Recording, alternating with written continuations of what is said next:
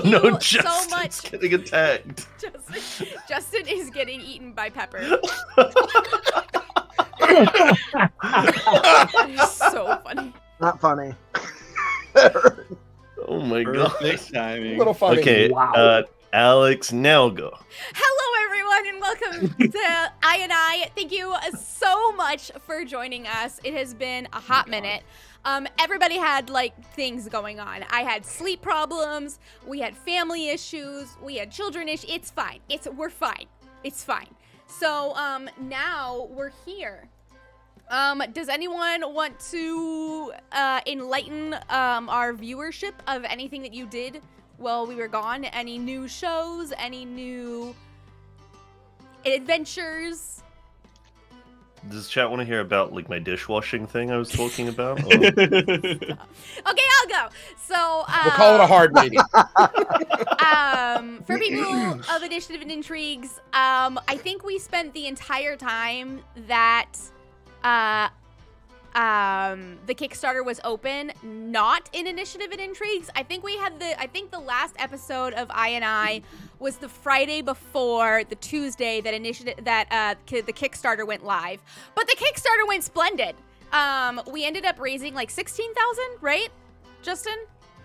Was it 16,000? I have no idea. Great. It was 16,000, I think.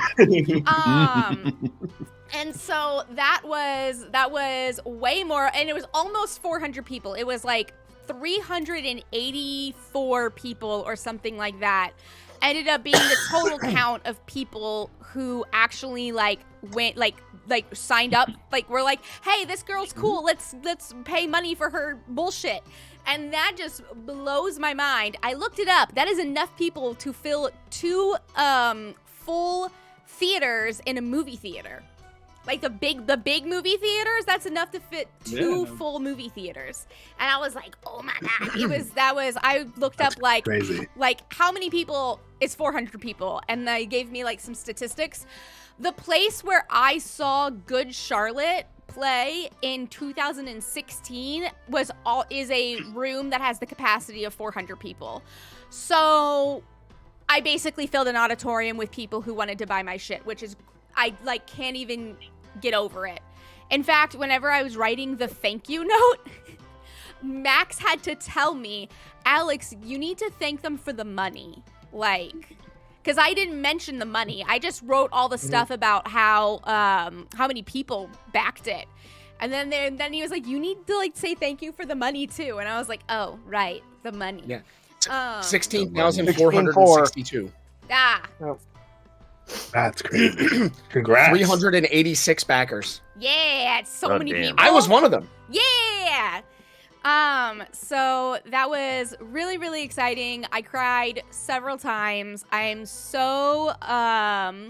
also donated. It sounded right. Yes. Thank you for donating. And then just thank you again to Justin for giving me this opportunity, because I really would not have been able to do this without him. And yeah, so you will be getting, I'm coming out of my writing hovel. I'm coming out of my writing hovel to play D&D, because we haven't played in so long, which is perfectly fine. But that is how real life D&D goes, and let's be honest, none of us are anything more than humans. So, yeah. None of us are gods.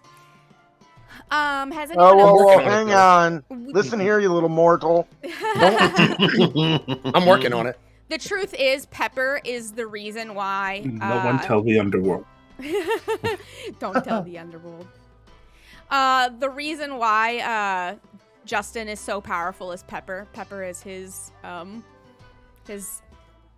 mighty weapon. My arcane focus. Arcane focus. There you go. Or my holy symbol.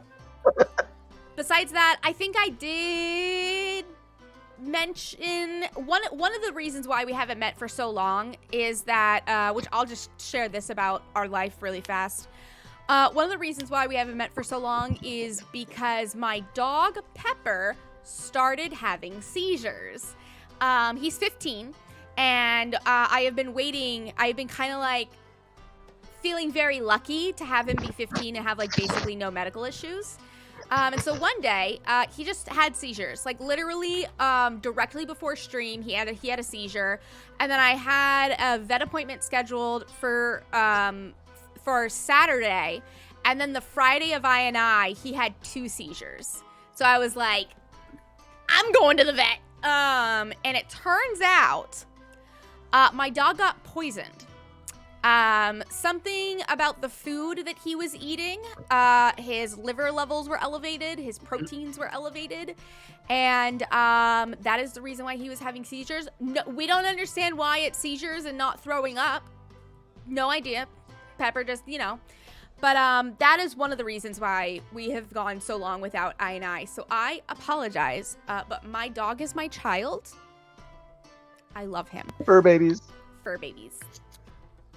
And I had a theater thing and then some family things, and yeah, so lots of reasons. Yeah, I had a dishwashing thing. That was the whole... Okay, Jack, tell us about the dishwasher. Just go for it. I'm much more excitingly, I remembered right before we started the stream, the far more interesting thing that happened to me was I stood within 10 feet of Sir Ian McKellen, which was nice. Magneto? You breathed his air. I Nice. breathed his air. He is, And yet you were allowed to pass. Well, no, there was like a wall around him. It was quite strange, just around the threshold of the staff door outside of the theater that he was at. He was here in my town doing a play, and What was he doing? he was doing Mother Goose. Cool. So it's very like classic British panto, where like there's a lot of like someone runs behind someone else or creeps up on them, and they go like, everyone in the crowd just go, "He's behind you," and then they turn around and no one's there, and then they look back and they go, "Oh no, he isn't," and we go, "Oh yes, he is," and all of that stuff. Nice. Like crowd and- participation? Oh yeah. Okay. I love Cool. that. Like I love that. like the standard British pantomime has an obscene amount of crowd participation. Like it's crazy how much. There was like, we have a lot of problems in the UK with like energy companies.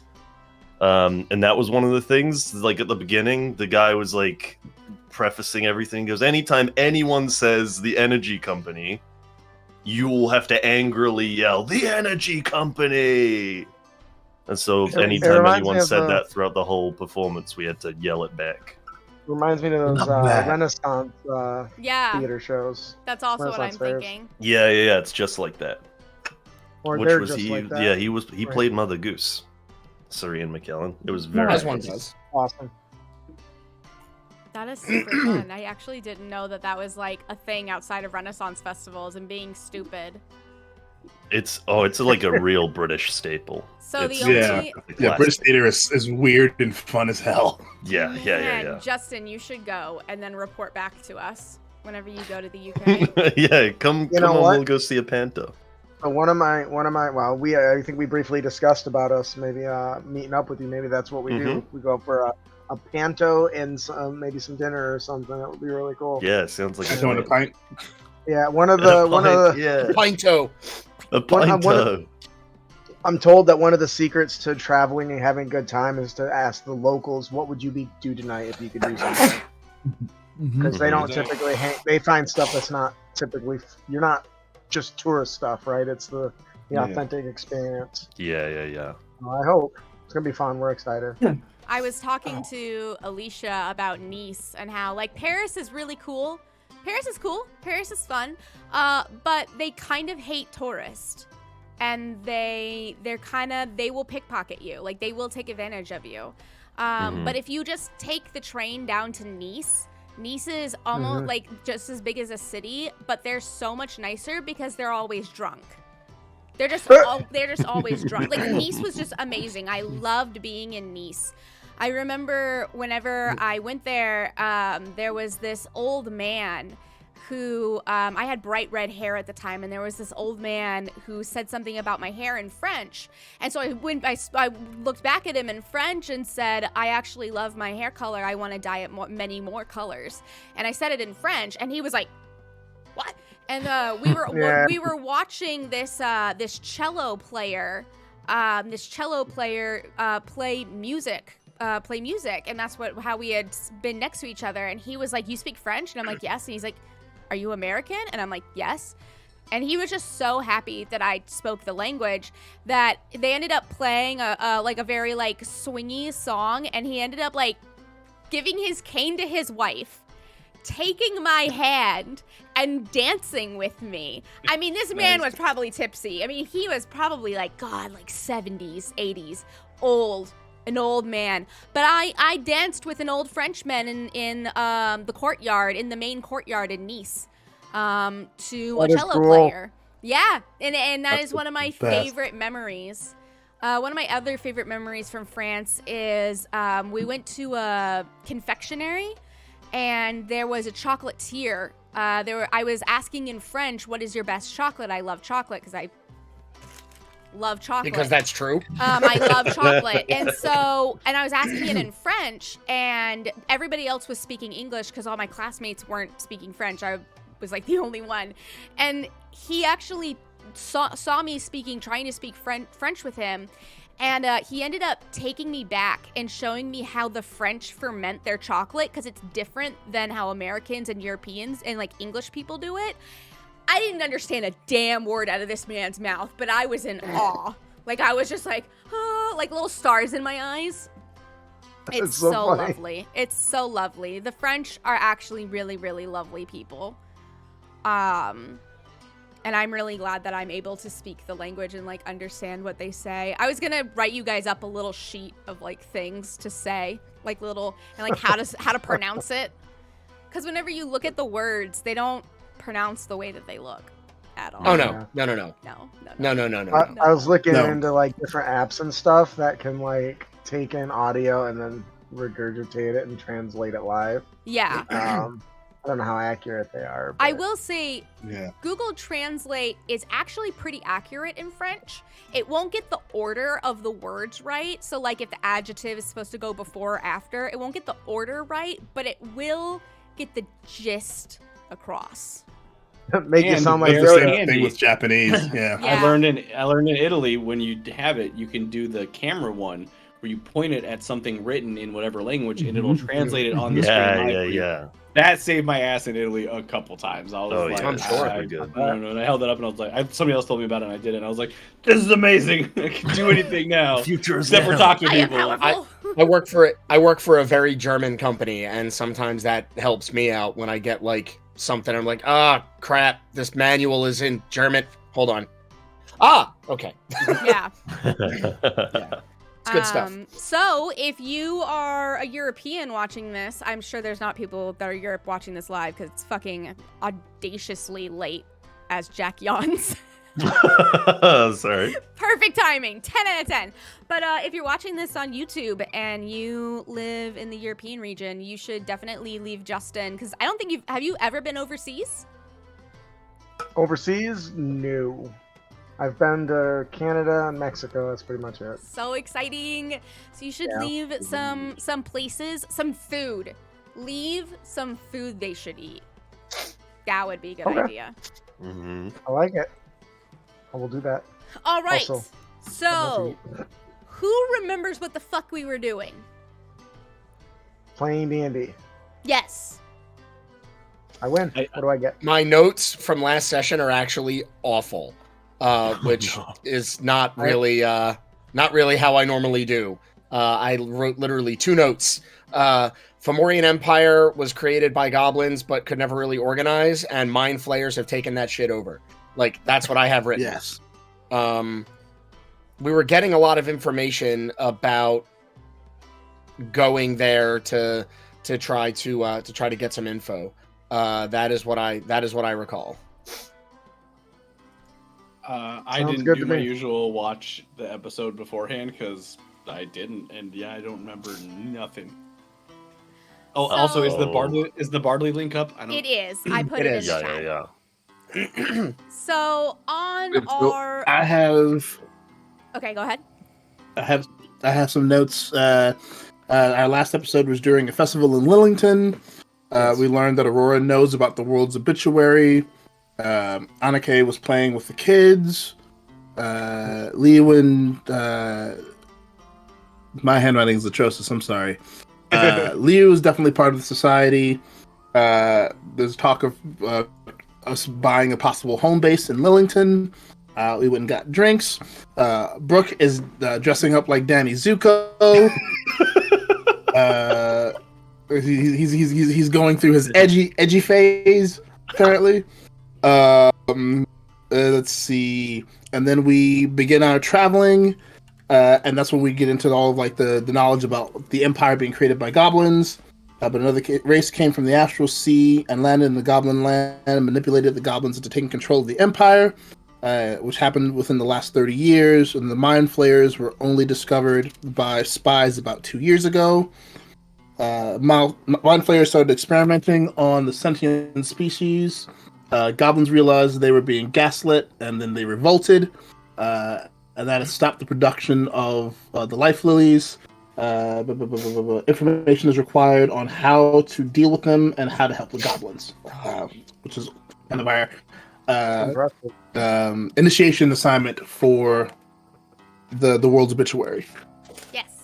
Oh yeah, I forgot about the world's obituary. So That's if such a you good- take a look at the map, on the right-hand side of the dagger, which I will bring up for you guys, on the right-hand side of the dagger, there's like a almost like triangular island that is smaller and has a small mountain. That is the one that the goblins have.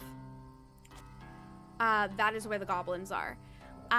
Everything that Badru said is correct. This place was originally is considered a holy land, like almost like Jerusalem, to the goblins, and they are considered to have birth. It's the goblins' birthplace. Hobgoblins, goblinoids, anything that goes in the goblinoid kind of category.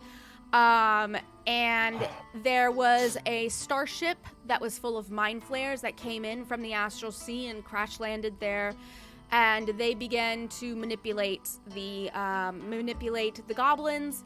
It is also the only place it is the best place to grow life lilies. The best life lilies, the most fertile life lilies, the greatest life lilies. And it can grow life lilies year round as well.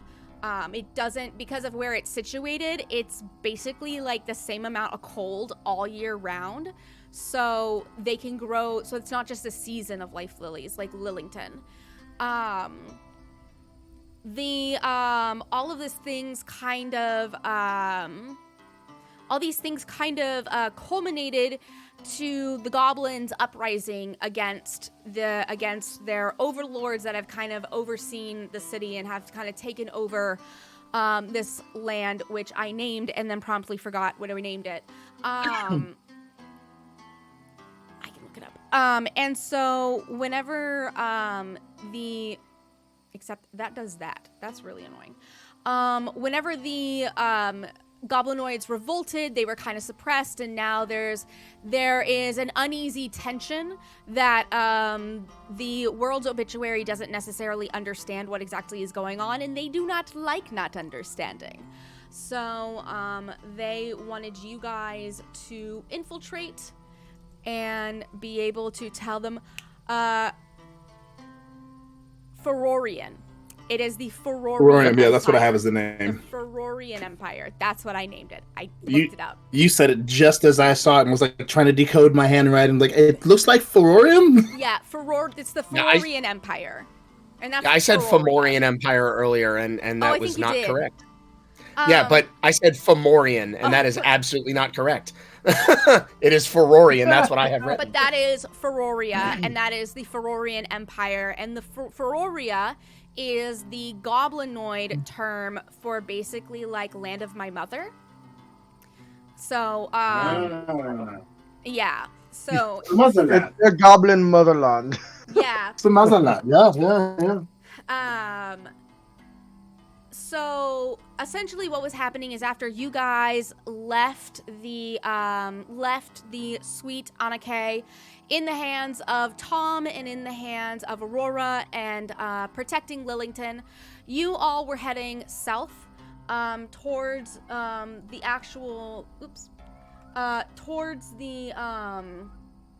southern side of Corinne, where you are going to head to the city of Zalgus. We're just going to fast travel. So as you travel on the many days with Liu and Jasir, you end up dropping Jasir off near the capital, whereas people are waiting to meet him. He ends up heading westward towards the capital. As you're heading southward with Liu in sort of a caravan at this point, other people have made rendezvous points with you as well, and some people are following along, and you assume that they're all part of the world's obituary and stuff like that. Liu informs you over the next couple of days of all this stuff happening with Feroria and the Ferorian Empire, how it's a well-known secret that it's actually a front for aliens, and recently the Mind Flayers have been making moves that they don't understand the reason for, and they're trying to understand what would cause them to leave Feroria, because they normally don't. They normally send out like mind goobity-gopped goblins to go do that kind of stuff. Like mind-controlled goblins. I forgot the word control. Goobity-gop. Goobity-gop. Yeah. Goblins. Bobbity boobity, boobity bobbity. And as you guys reach Zalgus, there's a couple of things that you notice. First of all, it is a wall city, a beach city, a port city. There are several ships in port, out of port, next to port.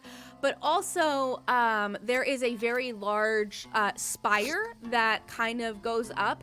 And there is also a college in Zalgus. Which apparently has an agreement with the World's Obituary, where you can peruse their library, and once you become an initiated member, it includes the restricted sections and all of that kind of stuff. Several of us are like, really? Ooh, really? Just meerkatting. It's like library. As you all make your way through the city, surprisingly, you don't stop. You just make your way entirely to the docks, where there are three different like people in the caravan, groups in the caravan that are following you. You're one of them, so one of three, and then you get to the docks, and there are three little longboats with these odd looking gnomes that you've never really seen. You've never seen a gnome that looks like this before. They're quite shiny, but there are these odd looking gnomes kind of sitting in these rowboats. And Liu looks at you all and goes, "Well, you have to swim from here." I'm just kidding. Swim? Come on. When you say shiny, brick like stone, fall in water, no swim. When you say shiny, do you mean like made of metal shiny or like gemstone shiny? From here, you can't quite tell. They're wearing like normal people clothes, but there is definitely a reflection happening. Okay. Well, how far is the trip by rowboat? It's not all that far. It's about as far as you would think a former prison would be. Well, that's ominous. No. Well. Yes. The crazy. You see, and he's like saying this. Are we going to a former prison, Uncle? Yes, we are going to a former prison. All right. He says to you guys, Chateau d'If, that way, got it. Whenever the crazed king was at the height of his power, he would take the most devious of defiant people and send them off to this prison, and order them to fight each other for his amusement. And whenever Queen Antoinette took over, she decommissioned the prison. But luckily, we were able to persuade her to let us purchase the island. Uh-huh. It's incredibly difficult to get to. You need an expert navigator.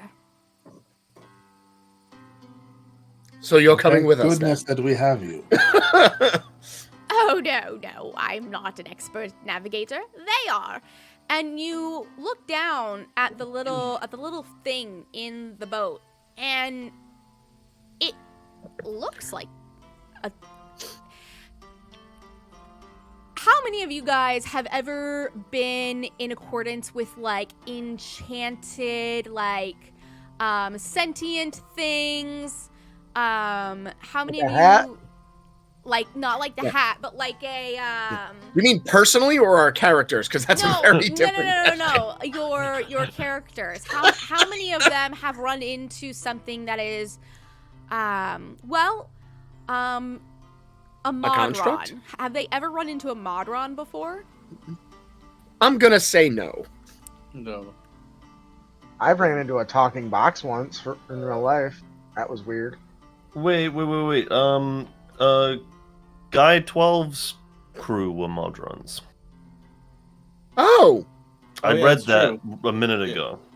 yeah. You know what? You're right. Yeah, so you see that originally they kind of have a design about them to emulate what a gnome would look like. But whenever you take a closer inspection of them, they're Modrons. They are mechanical clockwork beings that are powered by magic. That are simply shaped in a way that they can be disguised.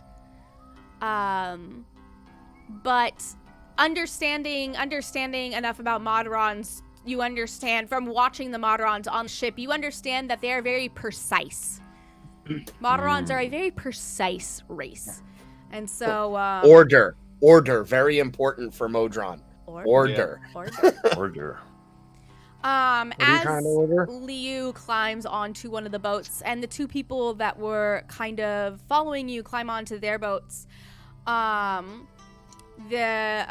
kind of motions for you to get on the boat. I don't do well on water.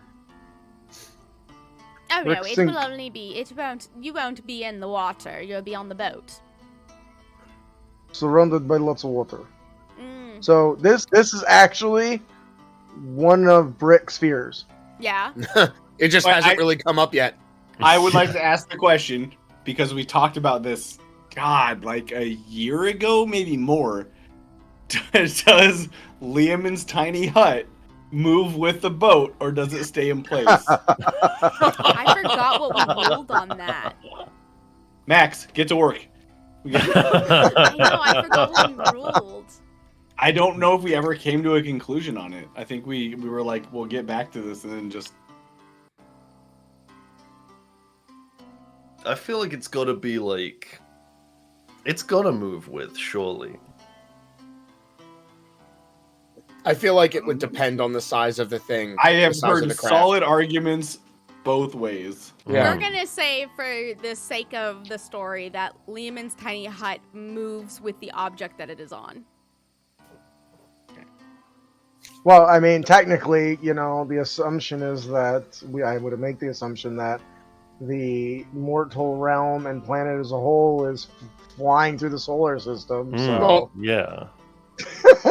so relative. So, like, how serious is this fear we're talking about here? Are we talking like B.A. Baracus? We need to knock you out to get you on a boat. If this is a phobia, I would put him in the hut where he can stay calm, and I can make it opaque so he can't see through it. I He wouldn't. would just.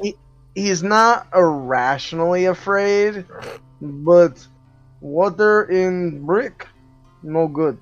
It's best that. Now, how big is this boat we're talking? Like, does it have a mast? No. There's not even big stick for me to hold on to. Like it's a rowboat, right? It's a rowboat. Yeah. Mm, Yeah, they're not very big. I've got concerns. These sink, allergies. I apologize. But They sink. Brick, hold on to the bench. Where the sea? Is this like What what are we Yeah, about to row What's the across? fear? What's the fear? Is it drowning? Is Yeah, it he can't swim.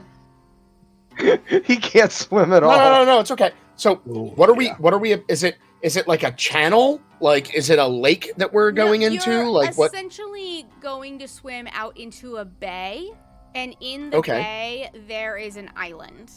Yeah, got it. Rick, we'll I see, assume Ricky. that it's pretty well, I'm going to ask. Is it choppy? Is it calm? Like what's No, it's the pretty- water situation? It is pretty. The people of what did we name him? Overos? I think we named the god of sea and storm Overos now. Either way, he has been prayed to adequately, and it is quite calm. Brick, this is very clear. There is with these pilots and this sea is very, very, very unlikely anything will happen between here and the island. I don't believe you. Brick, would it put you at ease to know dear. that you've got sort of like a piece of equipment that would stop you from going into the water like at all? This would be good thing. Cool. You remember you've got that fancy pot. Yes. The pot get don't move. stuck in the air pot. The Yes, don't but pot don't move. full pot. Yeah, that one. If anything if goes something wrong, were to happen, yeah. if something goes wrong, which I it can won't, hold on to pot. hold on to pot. And activate it. out of water, yeah. Don't activate the pot when we're on the boat if nothing's going wrong.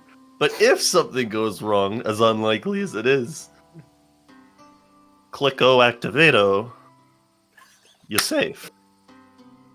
So you see him. He reaches through his little backpack and starts pulling out his and shuffling through it and pulls it out. And he literally like just pulls it to his chest. He says, "I can do this thing." Okay, good. If If it will help, I could sing. If it helps, I could sing you a song that will help to calm you down. You And will his not be eyes- afraid anymore.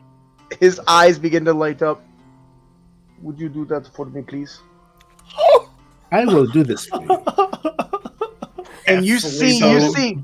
see a bit of vulnerability in Brick here. This is so adorable. Right? And Badru scared. Badru will gently place a hand on Brick's shoulder. I'm like, I will do this for you, my friend. And he pulls out his lute and he begins to play and kind of hum this like very, very beautiful, like not quite a lullaby, but close, as I cast Calm Emotions. Oh, nice. So he Wonderful.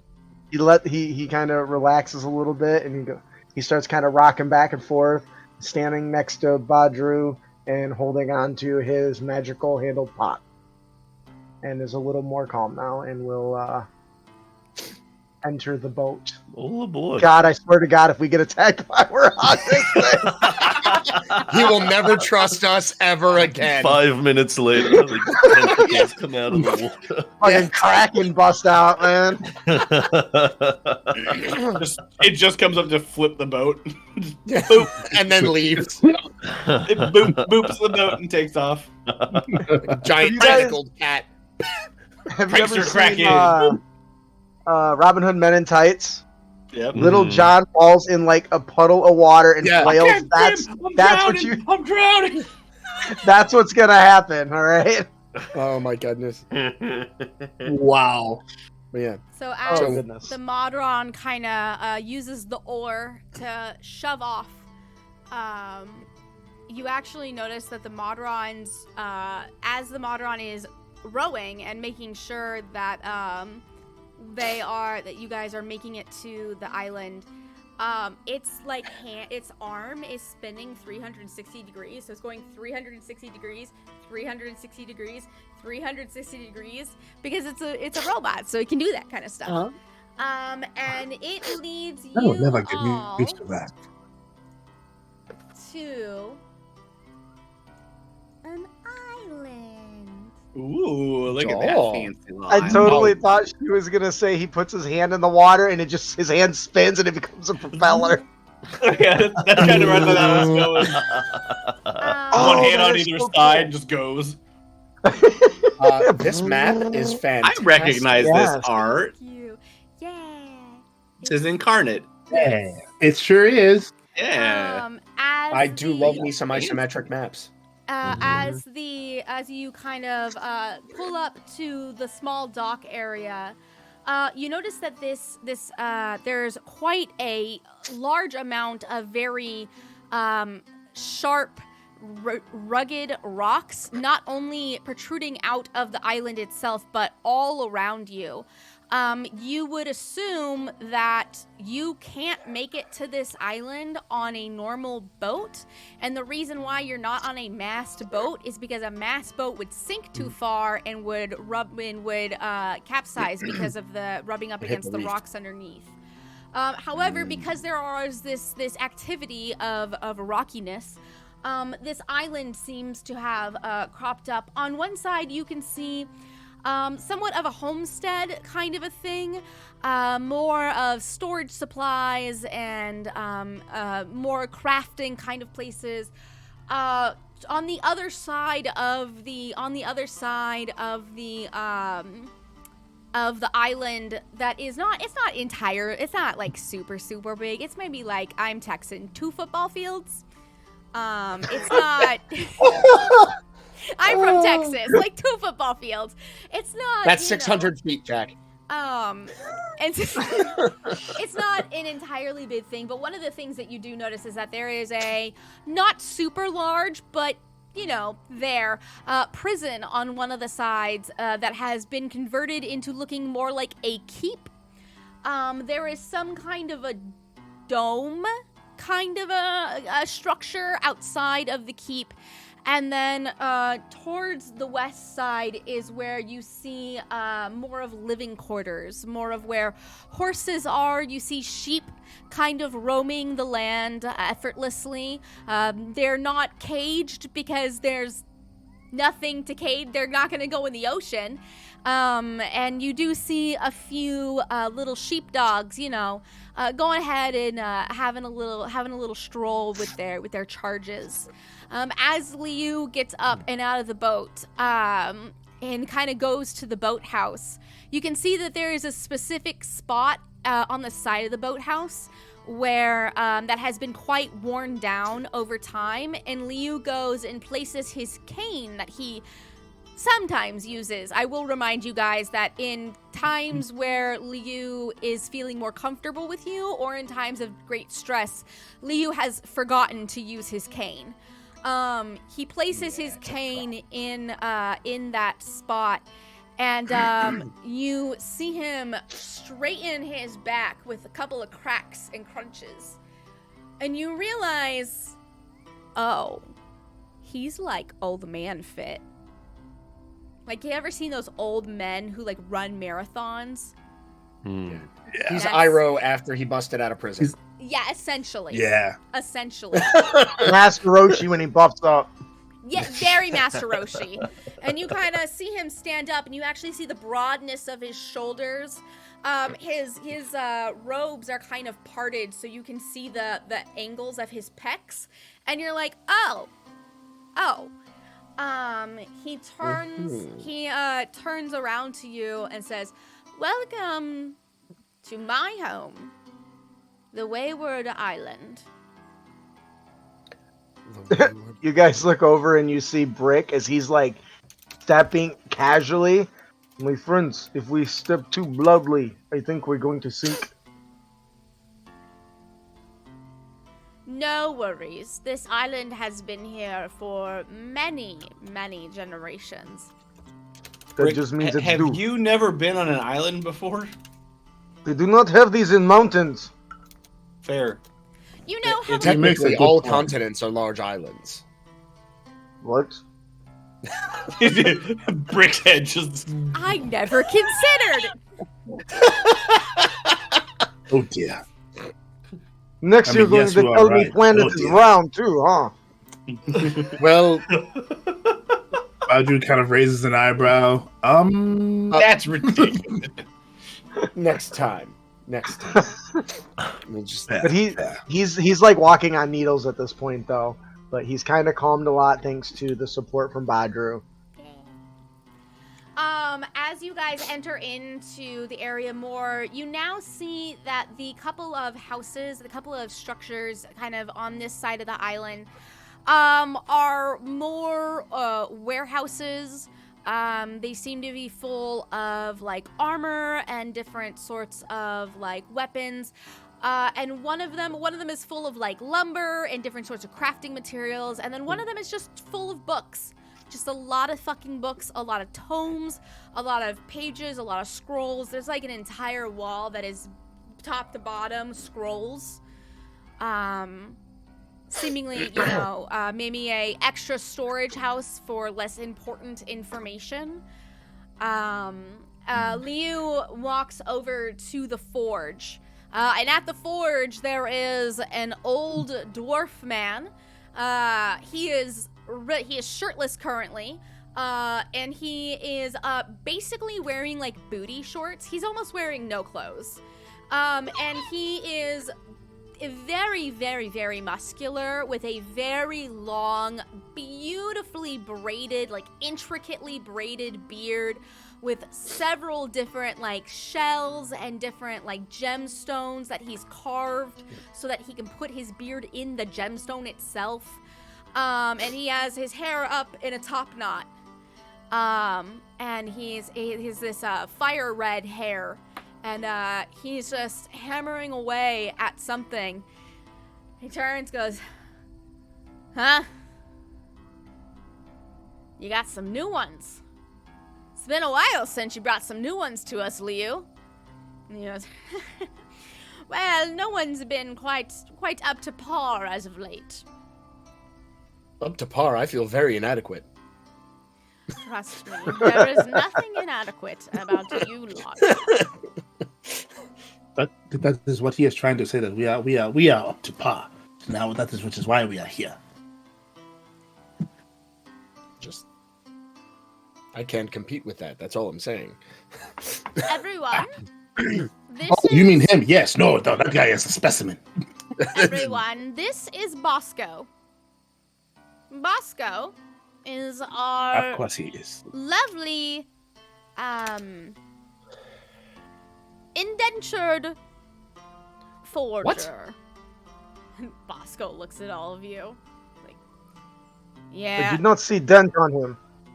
And he shakes one of his. He doesn't have any shoes on. He shakes an ankle, and around his ankle, you can see that there's actually a magical circlet. There's a magical chain, enchanted chain around his ankle. Oh dear.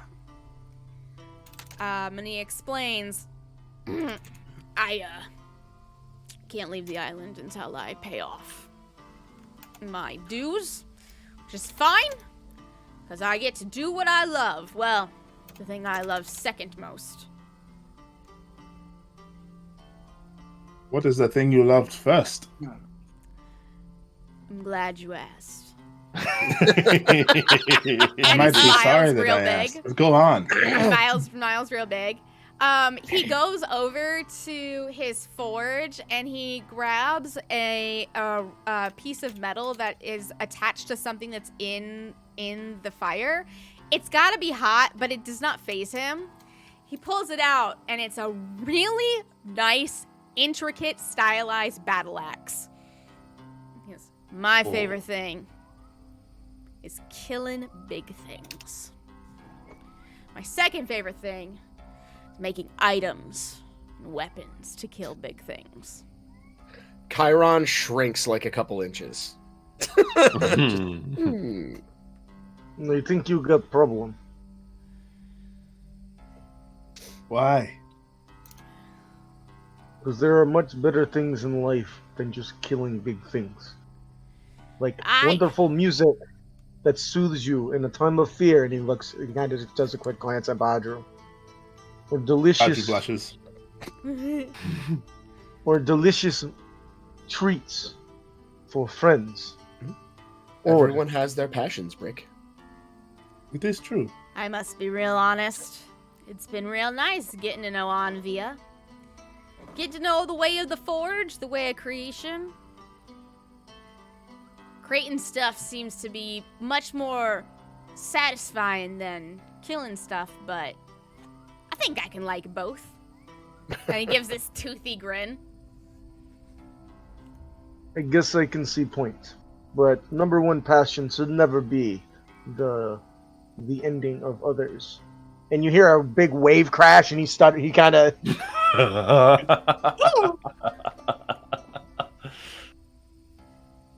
Can we go now? Well, friends of Liu's. I'd- Mandatory friends of mine, so if you ever need anything created or prepared, crafted or smelted or melted or hammered or, well, just about anything that has to do with metal, you can come to me.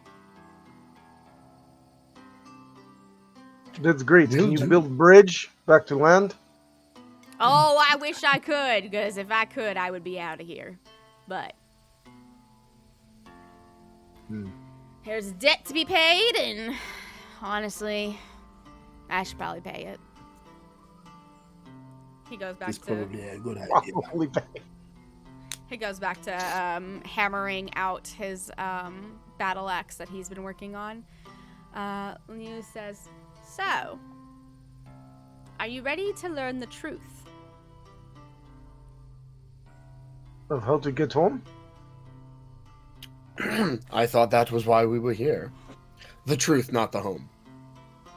Yes, Come with me. I am ready, Uncle. He leads you all into the what is like essentially a keep now. You can see that a lot of walls have been like blasted away to kind of open up the whole place. Inside of the keep, there's actually a surprising amount of people. You were not aware that this society was necessarily as big as it seems to be. There are people of all races and all genders and all sorts of things. You probably run into like a dozen different people who are in the middle of training or in the middle of, feeding the horses or doing something of such and that. And as you walk the halls, one of the things that you notice is that the writing along the halls, it doesn't say any of the names that you originally have heard this secret order be called by, like the obituary. Liu walks you to this chamber, which has a giant round table. And within this round table, there are several seats. Among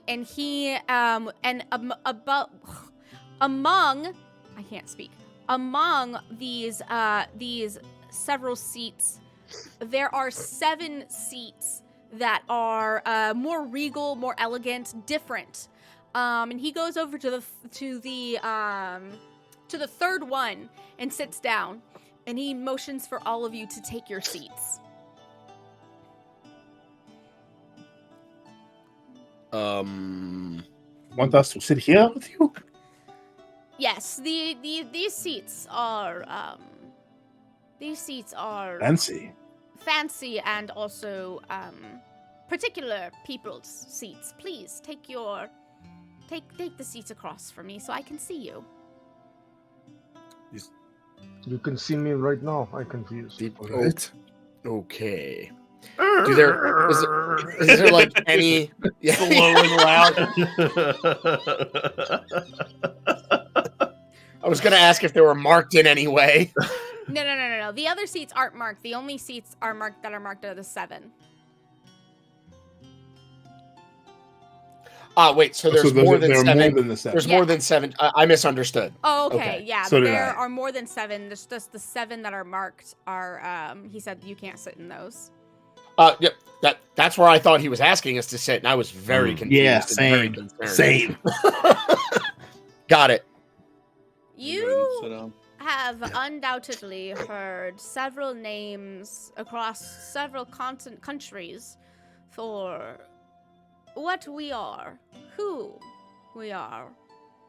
But in truth, The only people who actually know our name and our path are people who completed induction.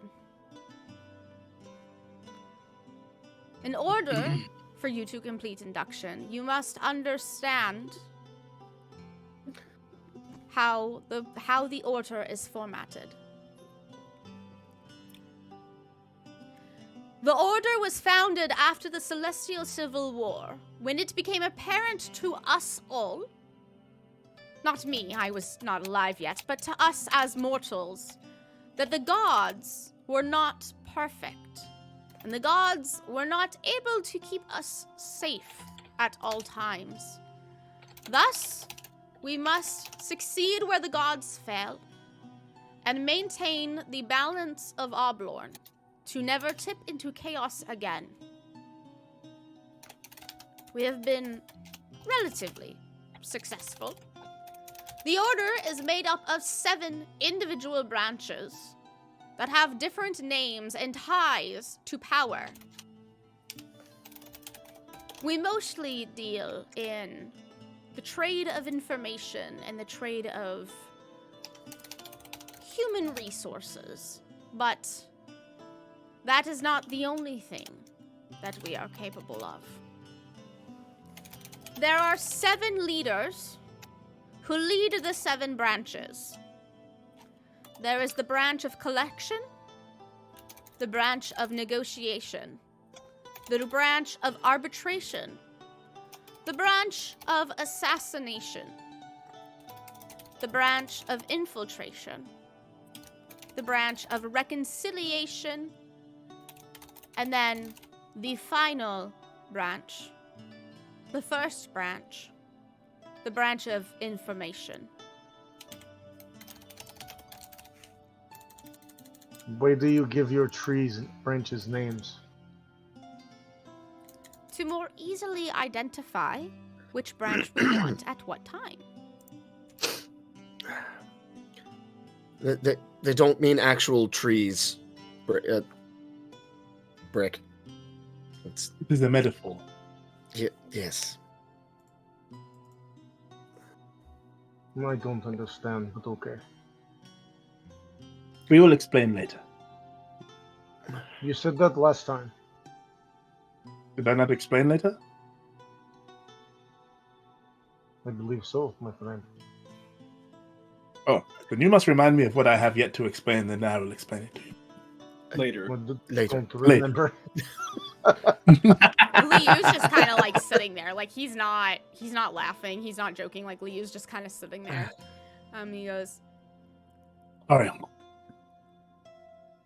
I am the leader, the organizer, and the owner of the 3rd branch, the arbitration branch.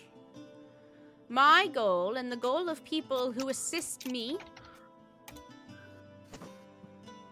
is to negotiate and make sure that quarrels end in a manner that is optimal to the balance of Oblorn. Most recently, I was assigned to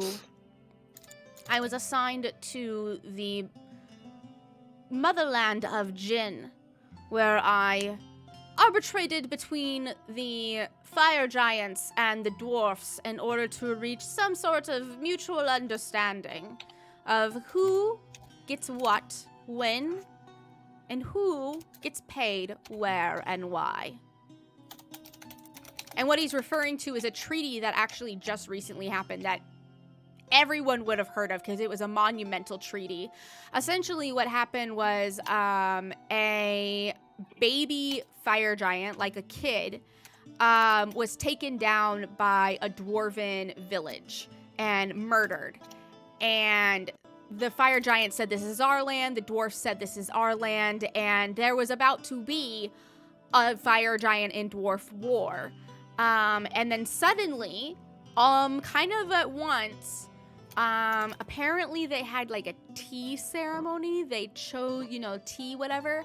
And then they decided to instead mark clear, defined lines of where the fire giants had like essentially the power without being like without owning the land, but they have all the power over the land. Kind of like this is the only thing I can think of, but like Disneyland or Disney World in Florida, how they're basically their own thing, even though they're in Florida, and that's essentially what the fire giants. And everyone was like, that's a peaceful resolution that actually makes sense. That was actually Liu's doing. Liu was the one who arbitrated that. You are responsible for the great tea peace treaty. Yes. Each one of the branches has their own name associated to it. The arbitration branch I have aptly named the Order of Green Tea. Yep, definitely getting some Iroh vibes, and I love it. Mm-hmm. I hope he's gonna hit us with some words of wisdom here. So a good question for you, Liu. What was his name again, Liu? It is Liu. Uncle Liu, yes. A good question for you, Uncle Liu. Yes. Why no branch for cooking? Nothing makes better comrades out of enemies than a good stew. It might be under the same branch as arbitration, so that might be food along with the green tea. Well, you gotta figure, Brick. Sorry, I got the name wrong. You can use cooking for like most of these: assassination, information, arbitration. Cooking is so versatile; you could use it for, pretty much all of these. See, this is why I like more the guy. He gets Why it. constrain it down to one branch when it can be all branches? It's a fair point. You guys are full of wisdom. We're full of something. Suddenly wish to be full of tea, but that can wait. Would you care for a bun? And he holds out a thing of bread that you had seen him cooking the previous night out of mushrooms and algae that he had picked up along the way. That actually looks delicious. Thank you. That is so kind of you. We haven't eaten in a minute. And Badu will break the bread and start spreading it around. Now, if you would wish to continue your induction into the what name do you know us by? The World's Obituary. The World Obituary. That one. Right, that is the one that Lillington knows. Lillington is a peculiar circumstance that has happened. Essentially, when the supply of lilies got eliminated or constrained or constricted from the Ferorian Empire, we were forced to find some other way to find healing potions, as these potions not only help people who fight and go off in combat and adventure and whatever, but they also are greatly a great assistance for anyone who has gotten into some sort of critical accident or has come across something in the wild that has maimed them. These health potions and healing salves are necessary across the board, and thus a small band of collectors from the collection branch went out and found a way to make lilies survive. Lillington was not once the city that it wasn't the city that it is now. We expanded upon it because we understood that they had just the right soil and just the right types of hills and mountains in order to constantly supply the lilies with a fresh batch of water at all time, with flowing water, which is what the lilies require to survive. Well, then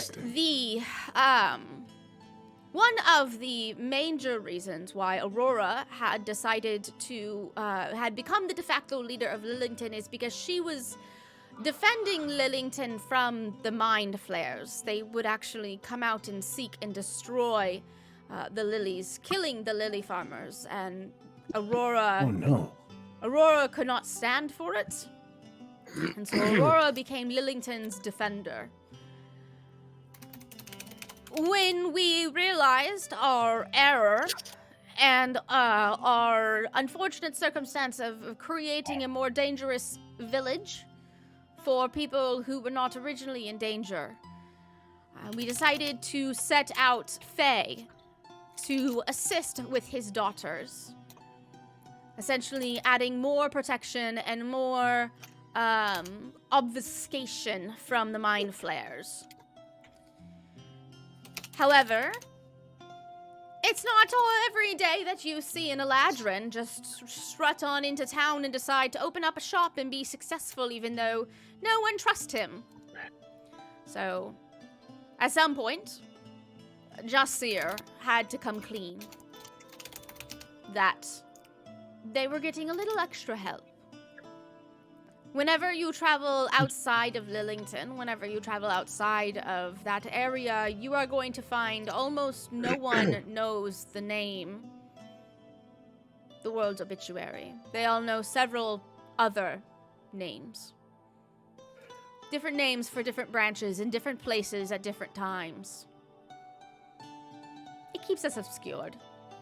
Makes sense to me. We made Lillington the dangerous place that it is now. So we choose to show our hand a little bit to make sure that Lillington constantly stays amicable. Plus, we also get life lilies, which is just lovely. It's very important, yes. Now, I have explained to you, or I have given you the list of the 7 branches. The first part of induction is to choose a branch. Oh dear. No. Whatever you feel that would suit you and suit you, that is what you'll be part of. While you will be my charge, I will not be in charge of you. I will simply be giving you your instructions. Are we choosing as a group or individually? Individually. Every individual... So I assume... Oh, please go on. I'm sorry. Every individual has unique skills and unique talents. We cannot make a group all format in the same way. It would have flaws. We find that it's better whenever people do not conform to one, but mold themselves with others. Well, infiltration, please. I would like to join the arbitration branch. I knew you would. And he smiles. Do you guys remember? Here, I'll post them. I have the list. It's Yeah, information, I wrote them down collection, as negotiation, fast as I've written down arbitration, a list. assassination, infiltration, reconciliation. Just Yeah. to clarify, collection is I'm assuming purloining Information more than gathering. anything else. Yeah, it's not only information gathering, but like, let's say like there is, I guess I could do this as Liu. Like, for example, recently we have heard rumblings in Nindola that Nindola has, is having an issue with some enchanted shrubbery. One of the things that the collection people would do would go out to Nindola and be able to observe, write down, and bring back a specimen if possible. Oh, Not just a that collection of information, but perhaps enchanted items and artifacts that may. Wait, well then what does the information branch do? The information branch stores, organizes, and interprets the information. Their main objective is to understand the weave and how everything connects. Oh, Mordecai, that sounds like you. They're very tactician. Yeah. Like scholars. Hmm. Hmm. I just kind of look over at Brooke. Hmm. Yes. What are you feeling here, Brooke? I'm a little torn between negotiation and reconciliation. Both sounding pretty good. They're all very important things. Yeah. Negotiation is whenever it begins. Reconciliation is attempting to right wrongs. It's the ending. Hmm. What about arbitration would be the middle? Arbitration is whenever somebody is angry, essentially. We typically go down when a wrong has been done and try to negotiate between the two to come to an amicable solution in which the reconciliation would come in. Yeah, that's so. What are you feeling, Brick? Give Brooke a moment to mull over that. I don't know, Brick. What do you out of that list of things? Where do you see yourself fitting in? Mordecai, I thought it would be obvious. Infiltration. That was not obvious at all. He is, Oh, no, you know that I have been practicing. And he pulls out this old little thieving the handbook. the book. Because he picked up thieves' cant and some stuff. So. All right, I forgot you had that. Chiron was literally a spy. So this is like actually his thing. Did we come up with that he was learning it from you? I don't remember. I don't know where you were learning it from because I don't have it I don't have any levels in Rogue or anything. Oh, so I don't know where. Yeah, I know that's what you did. You picked up some Rogue. Yeah, I don't know. I thought maybe I tied it to something. I don't remember. I know Badru and I both have at least a level in Rogue. I have one level in Rogue and however many in Wizard. Badru has no levels in Rogue. Oh, do you not? Oh, maybe I'm just thinking of Brick. It's been a while. While. Why did we all just do that? Yeah, while. To be fair.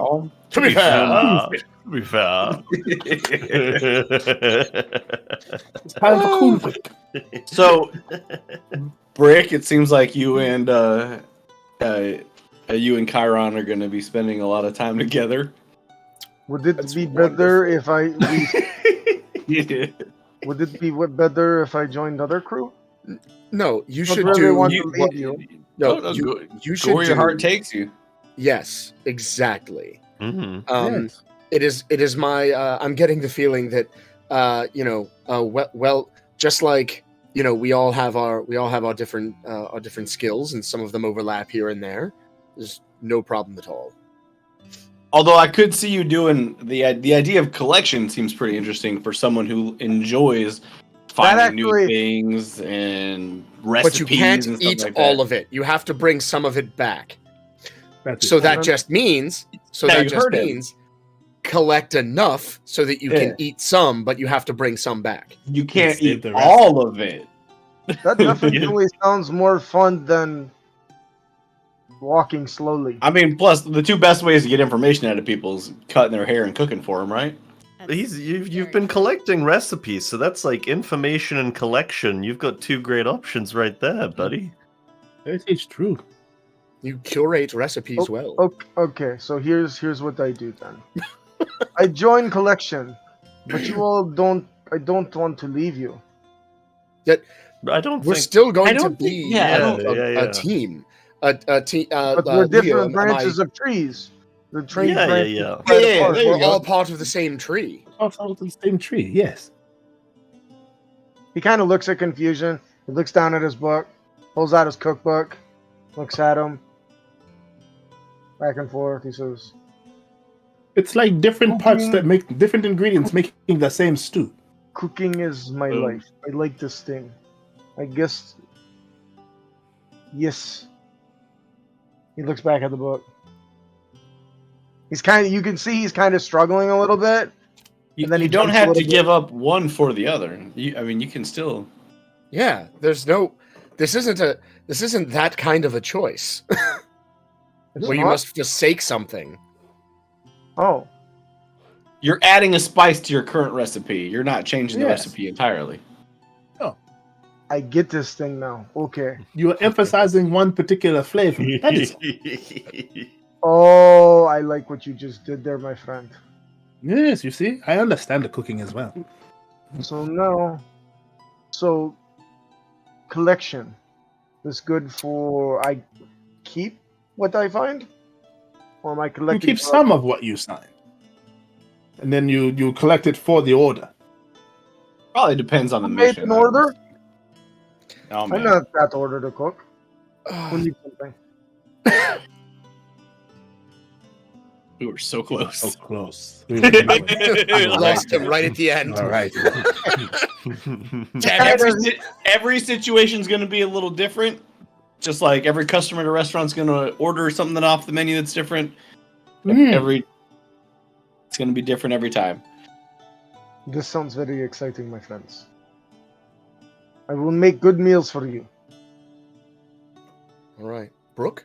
Well, you always do. I'll make better.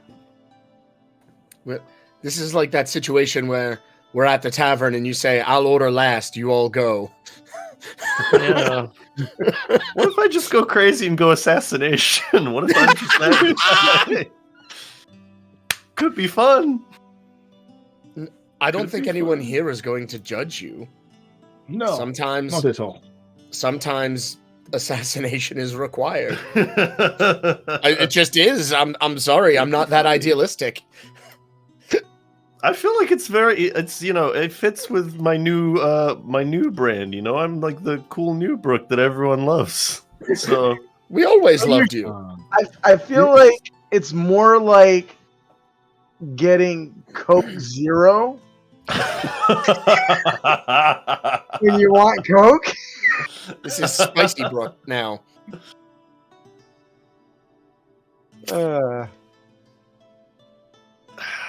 Me, Jack, at IRL is really not sure. Well, do we have to decide like at this meeting, or is it something we can? I mean, we're not like. It feels gonna like go out quite and do the thing. ceremonious, no? It does. By the end of the day, you would have to have decided. And it's only. It's 7:30. Oh no! The sun is literally touching the horizon line. I don't know what time it is. I was waiting for someone to fill in the blank. No. The water is going to drown. Not good. The sun is drowning. Oh my God! Brick's never seen the ocean before. That is not the way the sun works, my friend. I know, I kid. Okay. But I do think we're going to drown. And why don't we take the rest of the day? We can meander about the island, make up our minds as we go, explore some books and scrolls, go fishing or something. And then do some assassination, and I plunge my knife into the tabletop. I don't do that. Someone has heard it. Skips across the top. I Get in will big trouble. get Bosco to repair that. Well, if you have all made Oh, your yeah, mind, about that. please follow me, and I will show you your new home base. Mhm. So he brings you around the newly refurnished prison.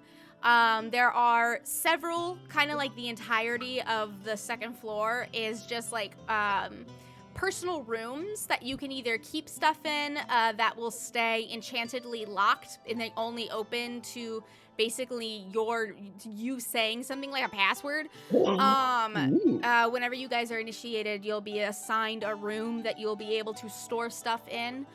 And be able to keep kind of as your own. Along with that, kind of underneath, in the bottom section of the Once-Be Prison, you kind of come into a room that smells very much beautiful, like floral, citrusy, just delicious smell. And while she's not there right now, there is apparently a witch who kind of is just kind of stays on the island and does all sorts of things, from creating, basic potions to being able to do minor enchantments on items, or be able to possibly get spell scrolls. So anything sort of magical, you would go to her. Her name is Elena, but she is currently away right now. Apparently, she is looking at a volcano or doing something of that kind of sort. And then as you come back around, Bosco is now inside once again in his tiny little shorts, looking at where you sunk the knife in. He goes, "Oi, you have to fix this now." Yeah, sorry, I got a little ahead of myself. He gets carried away these days. I'm just kind of a rough and tumble badass guy like that. Bosco, he really is not, but he is trying his best. Well, you're gonna be real rough and tumble in about 5 minutes. And he walks great. away. And Liu kind of shows you, there's training areas, there's archery. He shows you that they also have sheep on the island, food on the island. They have a garden. All this kind of stuff. They try to make the island as self-sustaining as they possibly can and have to go into port as little as possible. But within port, you also find out that if you go to the Zalgus stables, you will be able to just show your signet ring, which is something that you'll get later. You show your signet ring and you'll be able to just get a horse. The only thing is that if you don't return the horse, you're no longer allowed to get another horse. Where are you going to take horse? Wherever you wish to go. There's water everywhere. Can horse swim? Can. We're talking about the stables that are back in town. Okay. That makes more sense. And finally, he kind of leads you into, he says, "I want to show you something. Now come here." And he leads you into the tent-looking thing. And pretty easily, whenever you very first come into the tent, you notice that there is a place for there's a place for a box office seat for people to sit. But you also notice but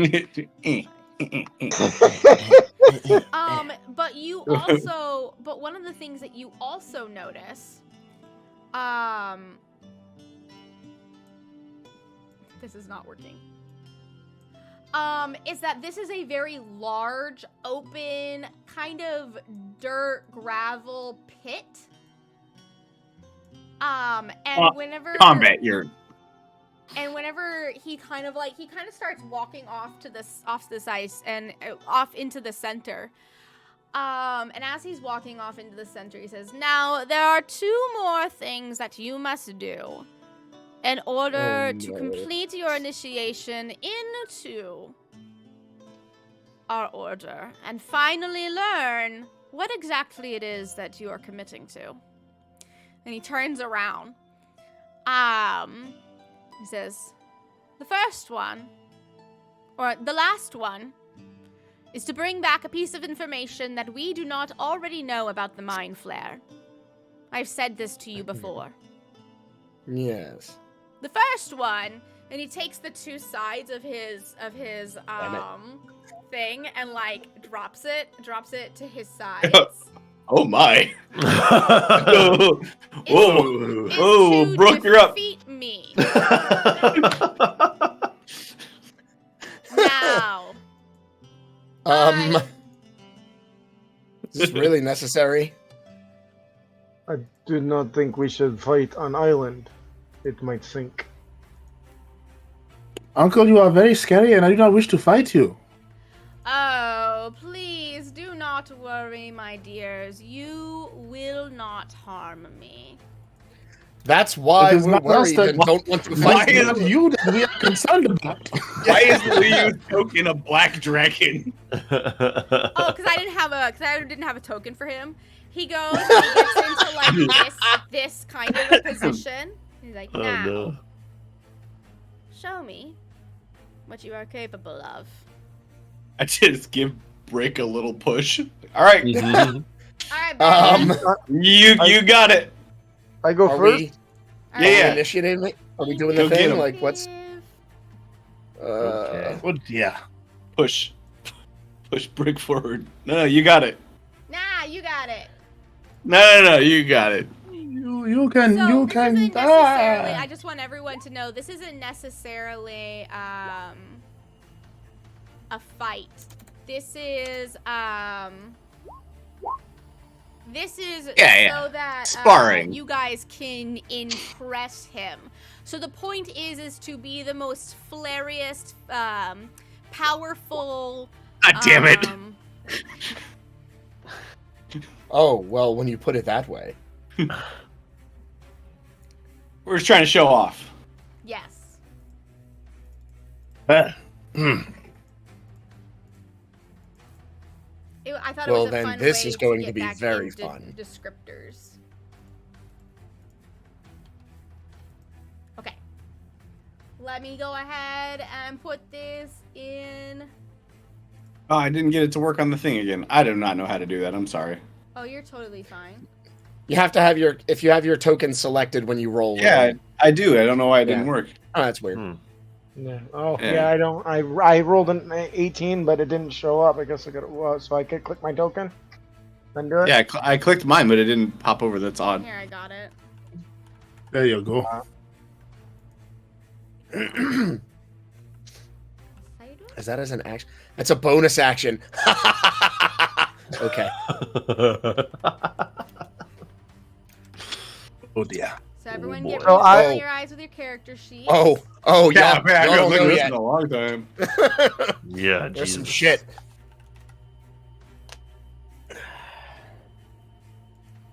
Chiron We're rolled a going to kiss Bert. 23. No, Yeah. he didn't. Mordecai rolled a 23. Nope, Mordecai. I don't know what that 23 is. I don't know what that 23 is. I rolled an 11. Yes, I got it wrong. Oh, when it didn't work, it looks like she was trying to type the ones we rolled in. Yeah, I don't know why it didn't. Mordecai rolled a 23. Happy Yep. Jesus. Hey guys. Very aware, very ready to. Do Technically, I this. rolled a 15, but Yeah, but you have a +8. Jesus. yes. Okay, so to give That's you just absurd. guys time, I think the first thing he is going to do, I'm going to go ahead and take a surprise round so that you guys have time to look over your character sheets again and decide what you want to do. Unless Mordecai, do you already know what you want to do? I know what I'm doing.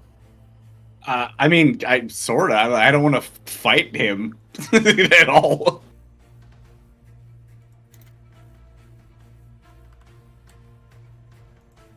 You want to fight him?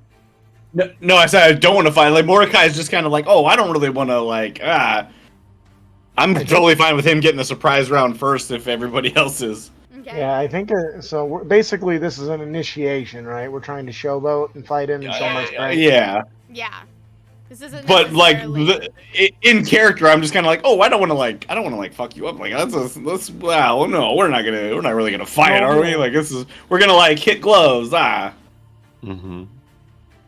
I have a feeling he won't appreciate us pulling punches. So Mordecai's not ready to commit 100% yet. It does. It feels. I could see that in like a movie or a show or something. Like Liu being like, "Come on, hit me," and all of us going like, We're like, oh, I don't. Yeah, like we're friends. I don't want to. And then Liu's just like, "Bow!" yes, smacks the shit out of one of them. Just An open hand slap. Just gonna slap the bitch out of us. Just Boom. Mama didn't raise no bitch. Ah. So I think the first thing that he's gonna do is that he's gonna come directly to Mordecai, Oh, Jesus. what? Oh, great. Hell. and then I'm trying to figure out. I'm gonna go ahead and use. I'm gonna see if I can roll this. No, I can't. He's gonna go ahead and do an unarmed strike. Does a 19 hit you? I'm gonna use my reaction, wet pants. And Oh, okay, yeah. Crying is always a free does action. a 19? I I'm want a you to know wizard. 19. Does a a 19 hits 19. twice. So Leo sees your hesitation for a moment and just kind of smiles, and you're like, ah, and he just kind of smiles, and like, quicker than you've ever seen anyone move before, he is going to come directly up to you. And he is going to go ahead and just dink you for 9 damage. I would like to channel divinity, rebuke the violent, Ooh. Okay. which what is a does that thing do? that I can do now. So Lee will have to make a wisdom saving throw, which I'm sure he'll succeed. And then take radiant damage equal to the damage that they just dealt. On Oh, a I still take successful the saving throw. damage. Shit. And what does... Yeah, sorry, I'm not saving you. I'm just Ugh. hitting him. This is about punishment, not helping Yeah, you. yeah. And what does your radiantness look like? It's all coming from Anake's blessing, right? So it's all very like shiny, silvery light, and like very like A 26. Yeah, I don't know. Just I like the idea of just like throwing his arm out toward Liu to be like, "Hey, leave him alone," and just like bright white light just sort of bursts out from him or something. He turns to you and goes, so this is the radiance of a dragon. And then he is going to use a key point to disengage, and he is going to step back. Yeah, that's right. Yeah, that's right. Yeah, take that. You run away. Mordecai's over there clutching his liver. I just. All right. Oh, here we go. Oh, I'm sorry. All right, now it is Brick's turn. He turns to Brick and just grins. His toothy, like, scary grin. He's not holding back. He's not holding back. I don't want to rain on your parade, Mordecai. I think he might be holding back. I'll be honest with you, pal. Probably be dead if he wasn't. Yeah, that's my I have concern. 18 key points, if that tells you anything about him. Mordecai wore his brown his level. pants That's today. what it tells me about him. Yeah, Jesus. exactly what it tells us. So, before I choose to viciously assault this dude, Ooh. what is he carrying on his person? He is not carrying anything on his person. Pants. He basically has pants on, and then these little swishy things that his arms used to go into, like kind of No by his shoes? side. No pockets, nothing like that. Yeah, he has like pockets. Because I'm torn. Since I'm trying to get into the collection, I'm wondering if I should try to collect something from him instead of outright just fight him. Well, You you know? can assume that he has like a coin. You haven't seen him drop his coin purse, so you can assume that he has like spectacles or like a coin purse, like something in his Okay. I agree. Collect his pants. So Yeah, take your pants right off. Collect his pants. all right. So what's gonna happen is Brick is gonna crack his neck, crack his fingers. He pulls out a little tiny glass mason jar or a skull cap, opens it up, starts downing some of this green protein drink. He shakes his head. His little hat stands up, and he says, "Let this get cooking." And he turns as he dashes towards Liu, and he looks over as he's passing Mordecai and Chiron and says, "Get ready. I'll batter him up. You fry him."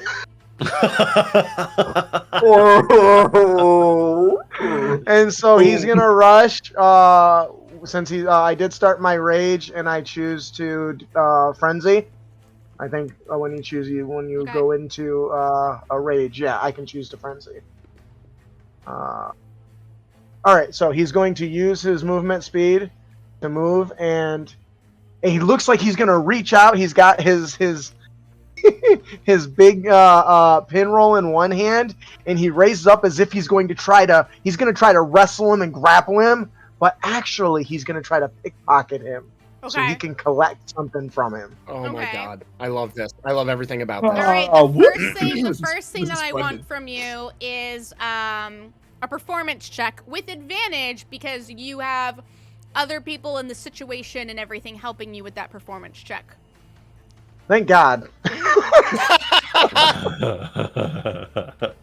Normal advantage. 4.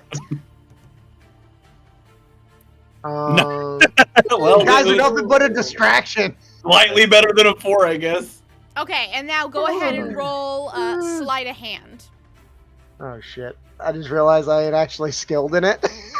Oh no!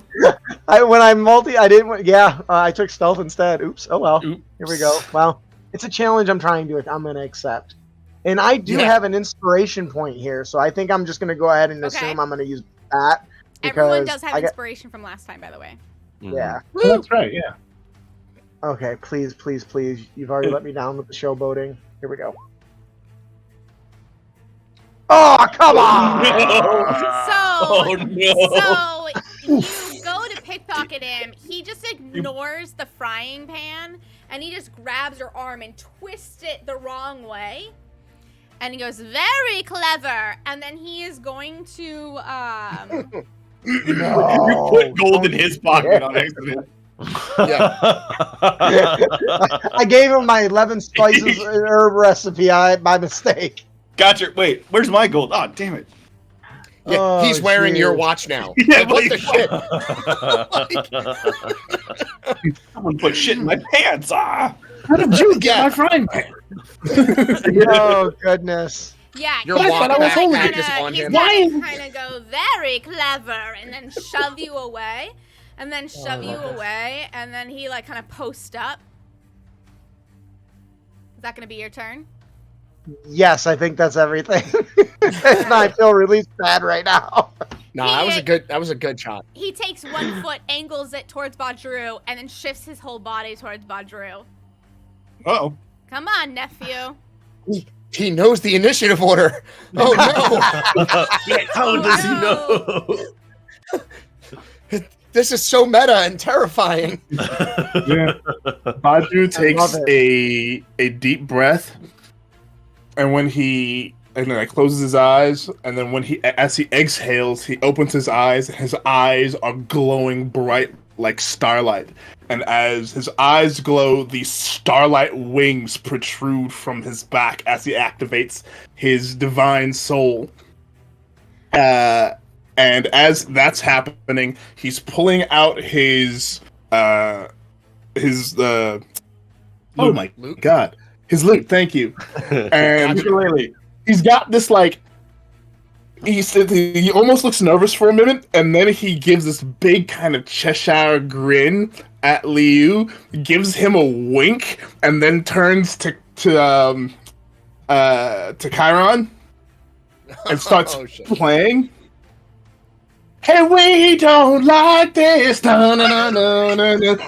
the Casbah, rock the Casbah, and the wings are beating along to the beat. Rock the Casbah. So take your 1d6 of inspiration, sir. Amazing. Okay. I am inspired. Inspired. And Badru will hover about 30 feet off the ground as he's flying with his wings and just playing this rockin'. We don't like this. Da-na-na-na-na-na-na. Rock the Casbah. Rock the Casbah. Yes. And that's Baju's turn. All right, Chiron. Okay. Sure. Chiron looks at Liu and says, "Very well." And suddenly there is this shadow that literally falls across him, and he gets a little bit bigger, and his horns get a little bigger and longer, and the shadows around him elongate as I activate Form of Dread. Okay. Yeah. Yeah, your boy went Warlock. And he then looks at so that's a bonus action. So I get temporary hit points, and if I hit Leo, he's gonna have to make a wisdom save or be frightened. Okay. But that's if I hit him. That has to happen first. And so then Chiron looks at him and says, Ruptus sut tenebris. Yes. and 22 on for the first beam on Eldritch Blast. That definitely hits. For 4 force damage. And what does your Eldritch Blast look like again? Well, this is the first time I think anybody has seen it. So it is just a crackling bolt of black and purple energy. And it just, it looks awful. It crashes into one of his shoulders as he's like holding off a brick, and he like looks at you and goes, "Oh, lovely." no. Second, hold on. No, what? I needed to make a second attack roll, and that rolled the damage a second time. Whoops. So the second roll is a 16. I don't know if that will hit. Does not hit.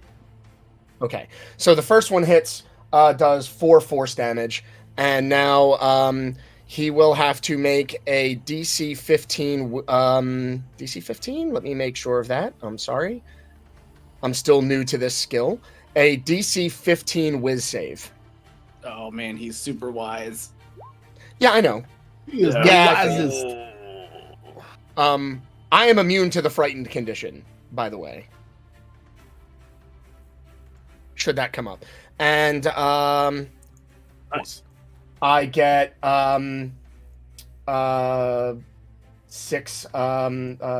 temporary hit points.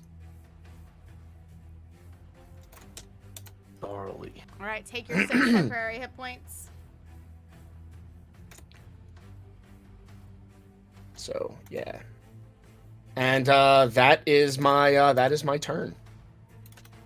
All right, Brooke. Oh, and I'm gonna move to like here. It is your turn, Brooke. Okay, well, I mean, he's got cool magic, but at his core, it's still pretty straightforward with Brook.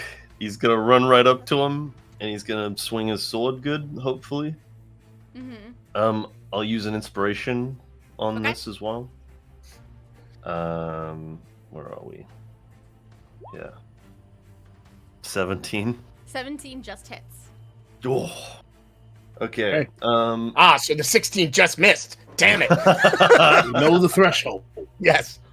I forget when and how to use it and all that jazz, but I would like to Searing Smite. I forget if I'm able to cool that after the hit has been Yes, that's cleared. fine. Cool. We've been playing. Yeah, a while, I'll so Searing it's fine. Smite this chump. I'm pretty sure most smites work that way. So let's get like 12 slashing, Searing Smite at level. I think I can cast it at 3? 2. So, Yeah, I think just more of the. I like the idea that like it looks very graceful, but this is all still very early on for Brooke, so like he's just kind of like, I don't know, like he looks very messy and like quite like just throwing himself at Liu, but that magical silver light that's coming off of him is all very like smooth and graceful. Very weird like juxtaposition as he's like swinging at Liu. And I do have another attack, so I guess I'll do that. And a 21 for that bad boy. Ooh. Yes. And yeah, he's just swinging and swinging and swinging. Suck on this, Liu. Suck on this, Liu. I'll leave it at that for now. All right, cool. Mordecai, it is your turn. What would you like to do, Mr. My Kidney Hurts? As I regain my composure, I'm gonna just kind of stroll. Oh, this isn't gonna. I'm trying not to metagame it, so I'm gonna stroll up right here, semi behind Brick, and you just tell me if this works. I'm going to attempt to cast slow on Liu, whilst if I could use my bonus action to pickpocket Brick to kind of show him how it's done after the match. If that would work. I don't know if like slipping something out of his pocket would be a bonus action, or would that like take an entire action?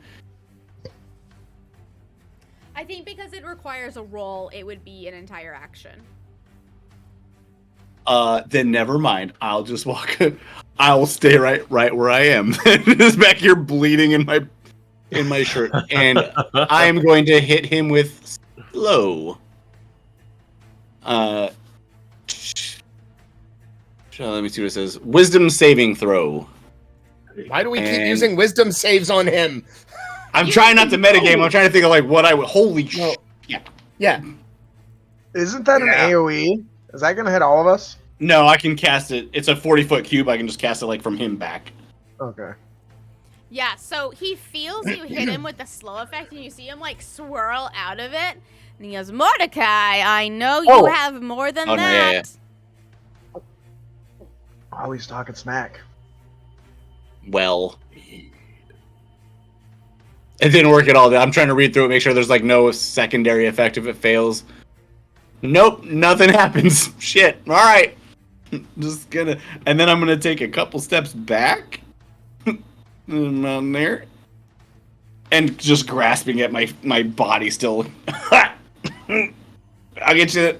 That's it. Okay, so basically what's going to happen is that he's going to take a double attack each one of the tanks once, and then flurry of blows on both of them. So he's going to attack each one of you 3 times. And This is okay. Very cool. I eat my Wheaties. he literally just is going back and forth between the two of you, just popping you. And, like, he's, like, having a lot of fun.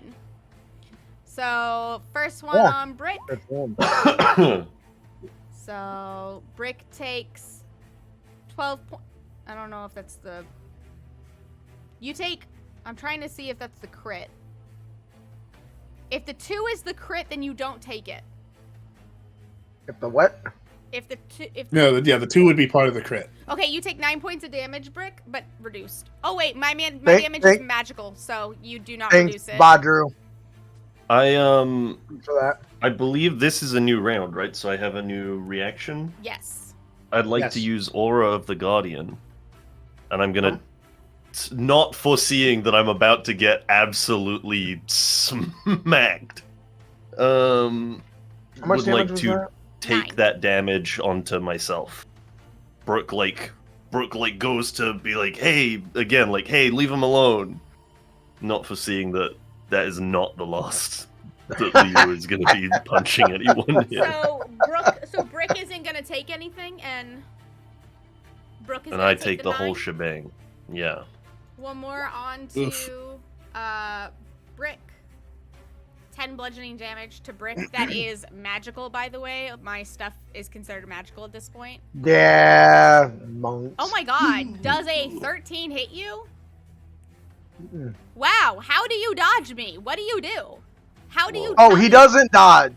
So, as he sees the barrage coming, he turns his back with his giant turtle shell suit walk on it, and he smacks right into that.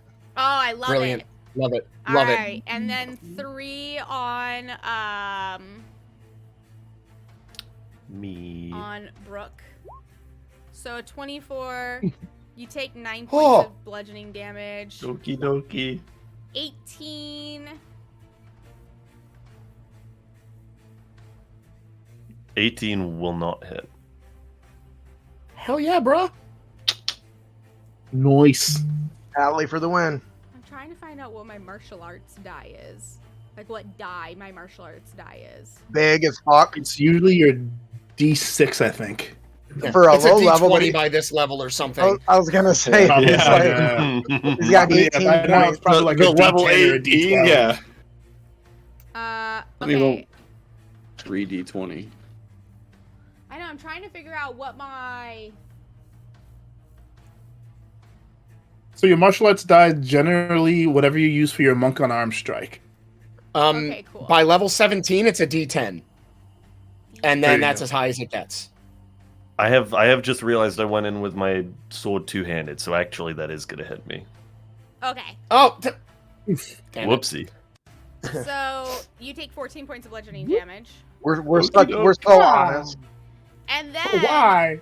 Whenever he hits you the 3rd time, he kind of grabs onto you and, like, spins you, and you actually heal 13. What the fuck? You guys This see, one, like, okay. a dark blue radiation coming from his... He grabs you, like, kind of in a pressure point. Like, kind of right where they would take your blood. He grabs you in that pressure point. And for a second, there's like a dark blue kind of radiating kind of light, and then you like black light almost, and then you heal for 13. Cool. He's a chiropractor. I love it.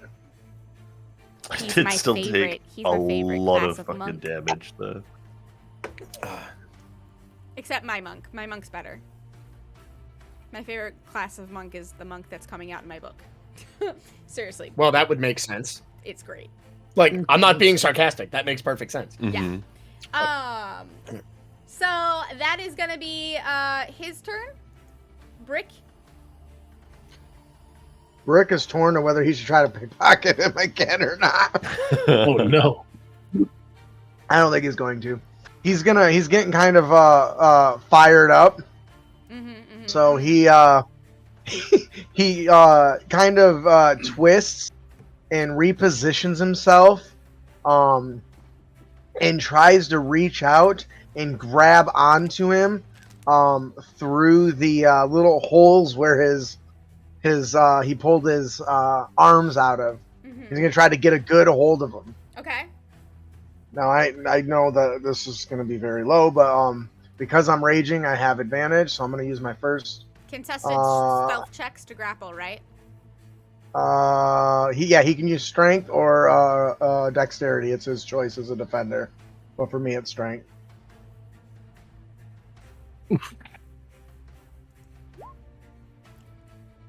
Ooh. You get I'm him. still waiting for. Oh, I thought you were gonna say no. Sorry. Yeah, nope. No, I'm So really as- surprised. Well, there is a big range in the He dice literally there. has plus 11 to acrobatics. Yeah. All right, so I managed to catch him a little loose clothing, and he's going to use that to not let him go. He's going to try to wrap it around and pull him tighter. And oh man, I don't know that I want to put whatever. He's going to use his second attack action to try to knock him to the ground prone.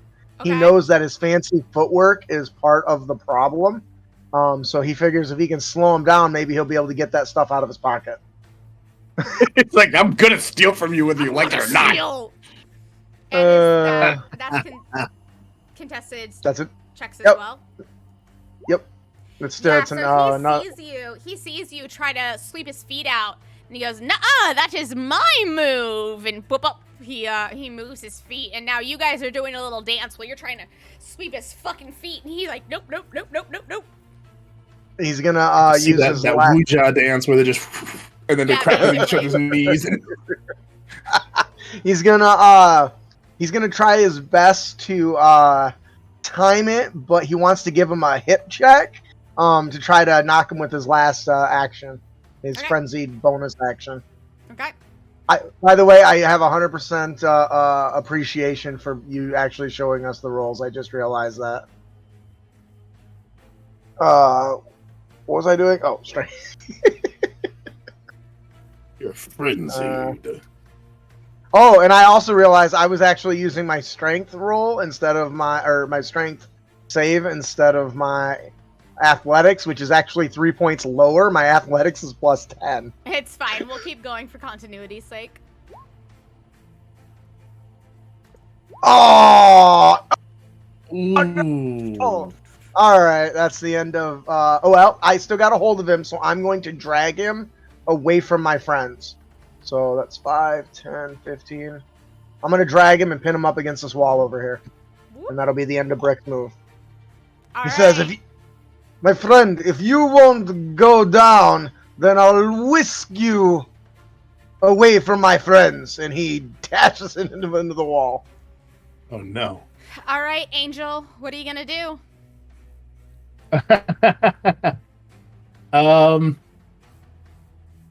Yeah. So Badger's gonna move up I've got the wrong thing going. Gonna move up a little bit. Move up this way. And then eyes are gonna go super bright, and he's going to take one of his hands and just thrust it at Liu. Like, the light is wonderful here! And he's going to cast Guiding Bolt. Okay.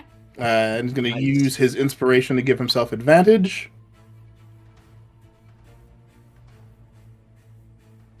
And roll. Heyo. 25. That hits.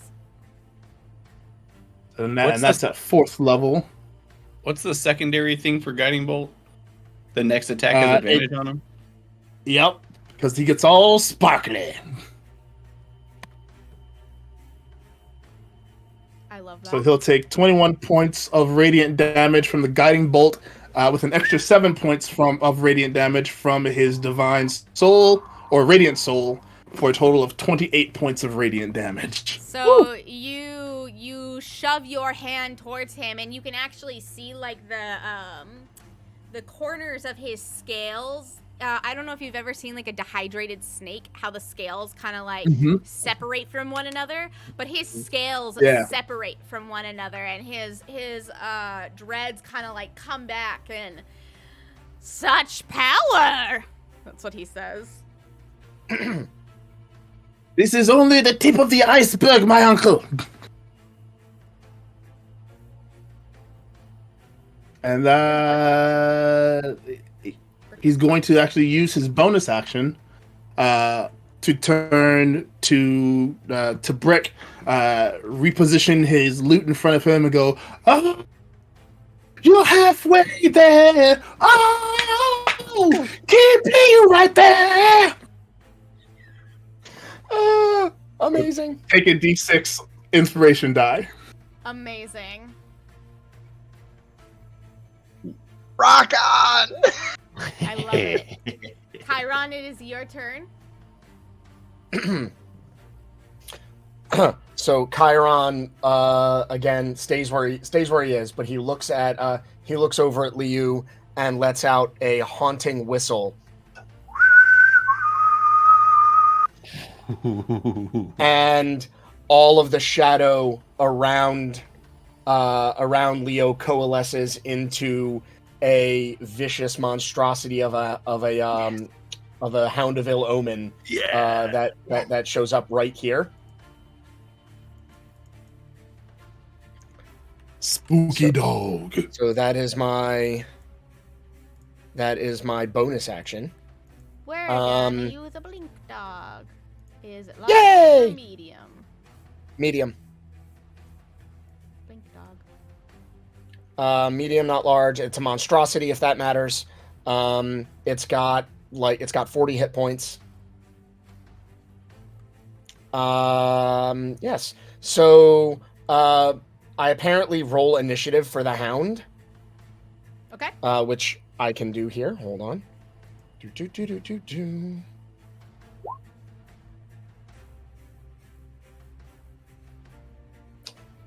So his initiative would be 20.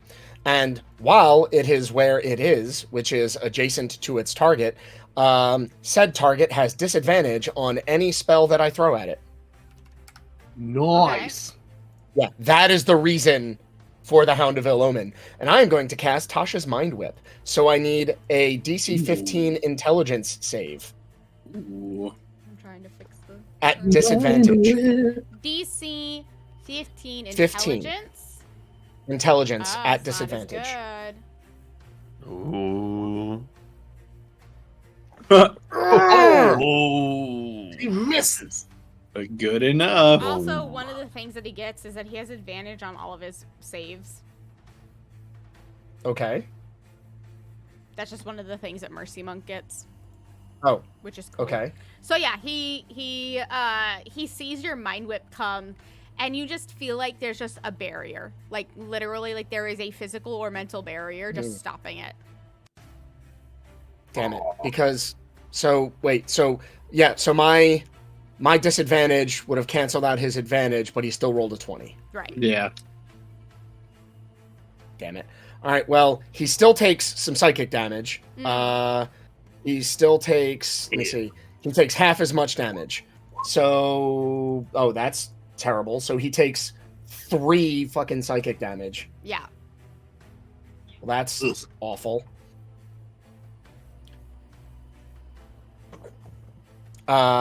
So yeah. So as the blink, the horrific looking blink pupper is kind of staring at Liu like he's getting ready to gnaw on him. Chiron looks at him and says, Mens flagelli. and then fails to really do much with it, but that's what he does. All right, Brooke, it is your turn. Brooke is like doubled over, panting because he just got smacked for half of his being. And then like, you know, coughs some stuff up, clears his throat, and reluctantly goes running back towards the guy who just beat him up. And yeah, just back to business as usual. I'm gonna swing my MF and sword at him. All right. That hits. Heyo. And then I'm gonna do what I meant to do the first time properly. I'm gonna use my Divine Smite. And so I can expend a spell slot to deal radiant damage to the target and dishes weapons damage. The extra damage is 2d8 for a first level, plus 1d8 for each spell slot. So I'll do it at second, so it's 3d8. So that is 14 damage, plus 3d8. So 28. Okay. And then I do it. I swing again. All right. 26 That hits. for another 11. Nice. And it's, yeah, again, just very like heavy-handed swings, especially now that he's so worn out and he's just like grunting along with each of them. He's got no energy or time for one-liners at this point. You actually are like making pretty significant damage into him. Like you are cutting him. Like you are getting in there. And like he is definitely feeling the pain, but he's very much monking the pain away, if you know what I mean. Just like being a monk. Mm-hmm. Mordecai, it is your turn. You guys see like fire just spiraling around my hands, and as you guys have him all crowded around him and he's pinned against the wall, I'm just gonna kind of like cancel out the fireball that I was about to hit him with, and instead of cast all my best spells are area of effect spells, and you guys are all like, wrapped around him. And there's no So way instead, not against a wall, I'd still hit everybody. Not unless you're an evocation wizard. No. So I instead am going to go with a more surgical strike, and I'm going to cast Magic Missile at 3rd level, Okay. Woo! which gives me 5 missiles. It's 5 And- damage. Let's hit him. Light him up. And that's 5 force per missile, so that's 25 damage as they just like amethyst crystals with comet tails, just like sidewinders going through the air. Whack! Bam, bam, bam! All 5 of them hit. Love it. I can totally just imagine like everyone like going right between the cracks in our arms, and Yeah. between underneath our socks. Whack! I love it. All right. The blink dog goes, right? Sorry, the blink what? dog goes. Yes. Oh, It should be right after me. Yeah. Yes. And Tuck the it. only thing he is allowed to do is attack. So he is going to attempt to bite. He has advantage because one of his allies is within 5 feet because he has pack tactics. Yep. Nice. Yeah, crit. Um, Nice. Ayo. God so- damn. Double crit. Jesus. So he has done way better damage than me. So that's 11 plus 7. Is that 18. Yeah. Yeah. Plus crit was 7. Yeah, so that's 18 piercing damage as he lays into Liu's like leg. Like he gets like he tries to get a bite of Liu's right thigh. What's the strength save for? The was strength gonna ask. save is if the target is a creature, it must succeed on a DC 13 strength save or be knocked prone. Oh, Ooh. angry dog. Nope. Because Okay, it's a well, bite. there's that. Oh. I'm Well, trying. Okay, Yeah, no, I've I got got something else. I've got something else coming up for him the next time I go. So we'll see. All of my spells that I can use require saves that aren't area of effect, and I know he's got advantage on that, so that's not gonna work. I'm working on it, man. I'm working on it. This is what I do. I'm trying to be a debuff kind of a character, so I'm working on it. But yeah, good boy. He Good boy. kind of so Who's Liu that good sees boy? you all and he's you can tell that he's like, wow, I'm pinned, like this is impressive. And then for just a moment you see Liu's face kind of go blank and he's like and as he's doing that you watch his like the gashes in his abdomen and in his abs and like the dehydration in his scales, you watch it heal and mend in front of your eyes. That's not cool. And then for his final move, he is going to contest Brick to get out of his grapple. Oh shit!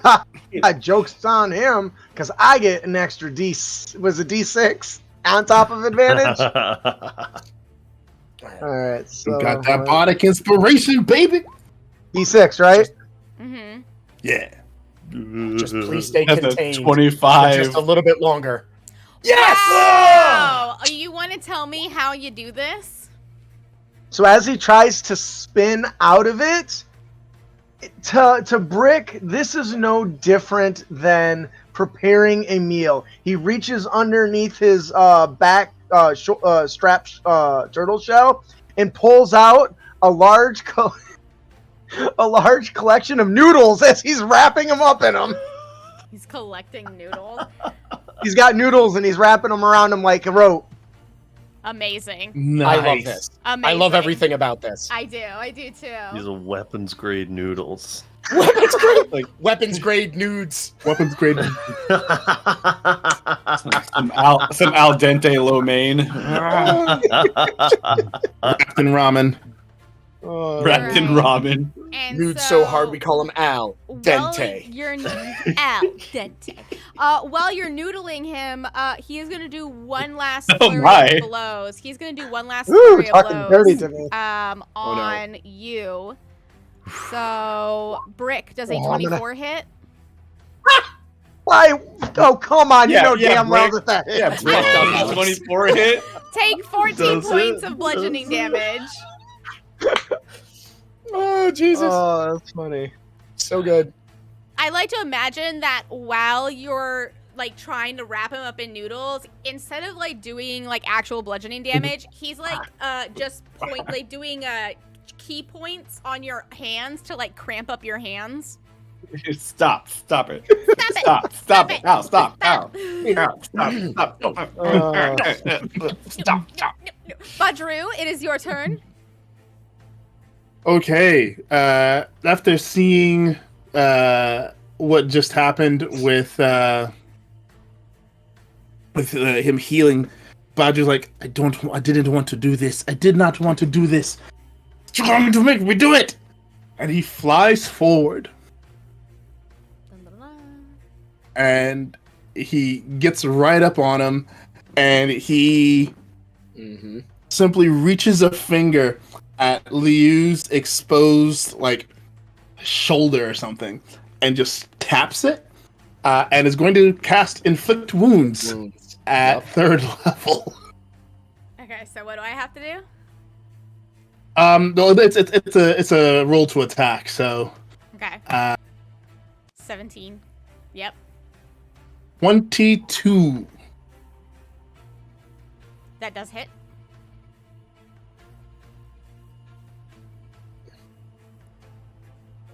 That's going to be 34 points of necrotic damage. You God. touch his shoulders, and you just see like the. Have you ever seen like a bearded dragon shed where the like dead skin on top just like that's literally what happens. You just like a bunch of like shed. I do like to think the dragonborn shed. And as he does that, he just goes, "I'm sorry, uncle." And as the necrotic damage like passes over him, there's also still that extra 7 points of radiant damage that goes through because he's still in radiant soul. So that's another 7. Amazing. Man, y'all got him a lot lower than I thought you were going to. Mm-hmm. All right, Brick, it is your turn, Mr. Noodle Man. No, Brick already did his thing. Oh, yeah, You have him on the right. initiative order twice. I accidentally have him on twice, and I don't know how to take him off. Oh no, It's okay. No, it's my turn, right? Is it your turn? He tried to escape my grapple. I didn't. Oh, I'm Yeah. sorry. He was just Oh, reacting. I'm an asshole. I am so sorry. No, he Yeah, was but I on don't know the- that that's related to this. He was on the order twice. I took one of his order. I took one of them and made it the blink dog Ah, got it. because I couldn't delete it for some reason. Anyways, Brick, it is your turn. All right. So, as he's winding up here, he's getting frustrated. He's really, pushing and pulling and tugging and trying to drag this guy to the ground, and he's getting really upset. So he looks. He says, "My friends, we can't be afraid to get our hands dirty. Sometimes you just need to. You just need." He can't even get it out. This is gonna be Uh-huh. awful. I know. It's going to be the worst thing. I can't wait. Sometimes you can't be afraid to get your hands dirty. Let us knead this man into submission. And he just starts using his elbows to rub into his shoulders and stuff like he's giving him a massage, and is gonna try to knead him like dough. You're the worst, and I love you. I know, I'm so sorry. I think that's my favorite one so far. I love it. I love it. You need to go down. All right, need here's to go another shot to knock him prone. Woo! It's not as high as I would like, but it's good enough. So He's just the good news confused is- by the yeah. noodles. He's just really confused by the noodles. Like he He was looks good, down. and then the noodles came out, and he was like, "Noodles? Noodles? Yeah." he says, It's like, this is what we're doing? This is what we're doing? "Now that I've needed you into submission, it's time to put it. Now that I've needed you into position, now it's a time for a little razzle dazzle and a pinch of paprika and a dash of daring." And he's gonna start pounding him with his one-handed meat tenderizer, which is basically just Wow. his hammer. Oh my goodness. I guess I gotta do an attack roll. It's a thunder wave from both. Just fucking take the whole thing out. Oh, fireball! The fireball! And his boy, because he's not prone, I have advantage. So I don't know. Does that add my rage? It did add my rage. Oh, what the hell? Oh, it made an attack roll for me. All right. So that's does a 21 hit? Yes. The answer is yes. Yes, it does. So I clock him upside the head with a meat tenderizer. And then he's going to use his bonus action to drag him away as far away as he can. Not use his... I'm going to drag him away as far as I can before I use my bonus action, because I'm not sure how far away I can get. Or do you guys prefer to be surround him, I guess? I guess I don't have to drag him away, but I was trying to keep him away from you guys. But I'm not going to do that. I'm just going to beat him up some more, I guess. Yeah, keep on him. Keep on him. Okay. Yeah. So after beating him a little bit with the mallet, he decides it isn't enough, so he busts out the old rolling pin. Oh my goodness. It's like, let me show you what Mama used to do with meat and trouble. Ooh. That I does don't not know that hit. that's gonna do it. That's I should have kept the tenderizer.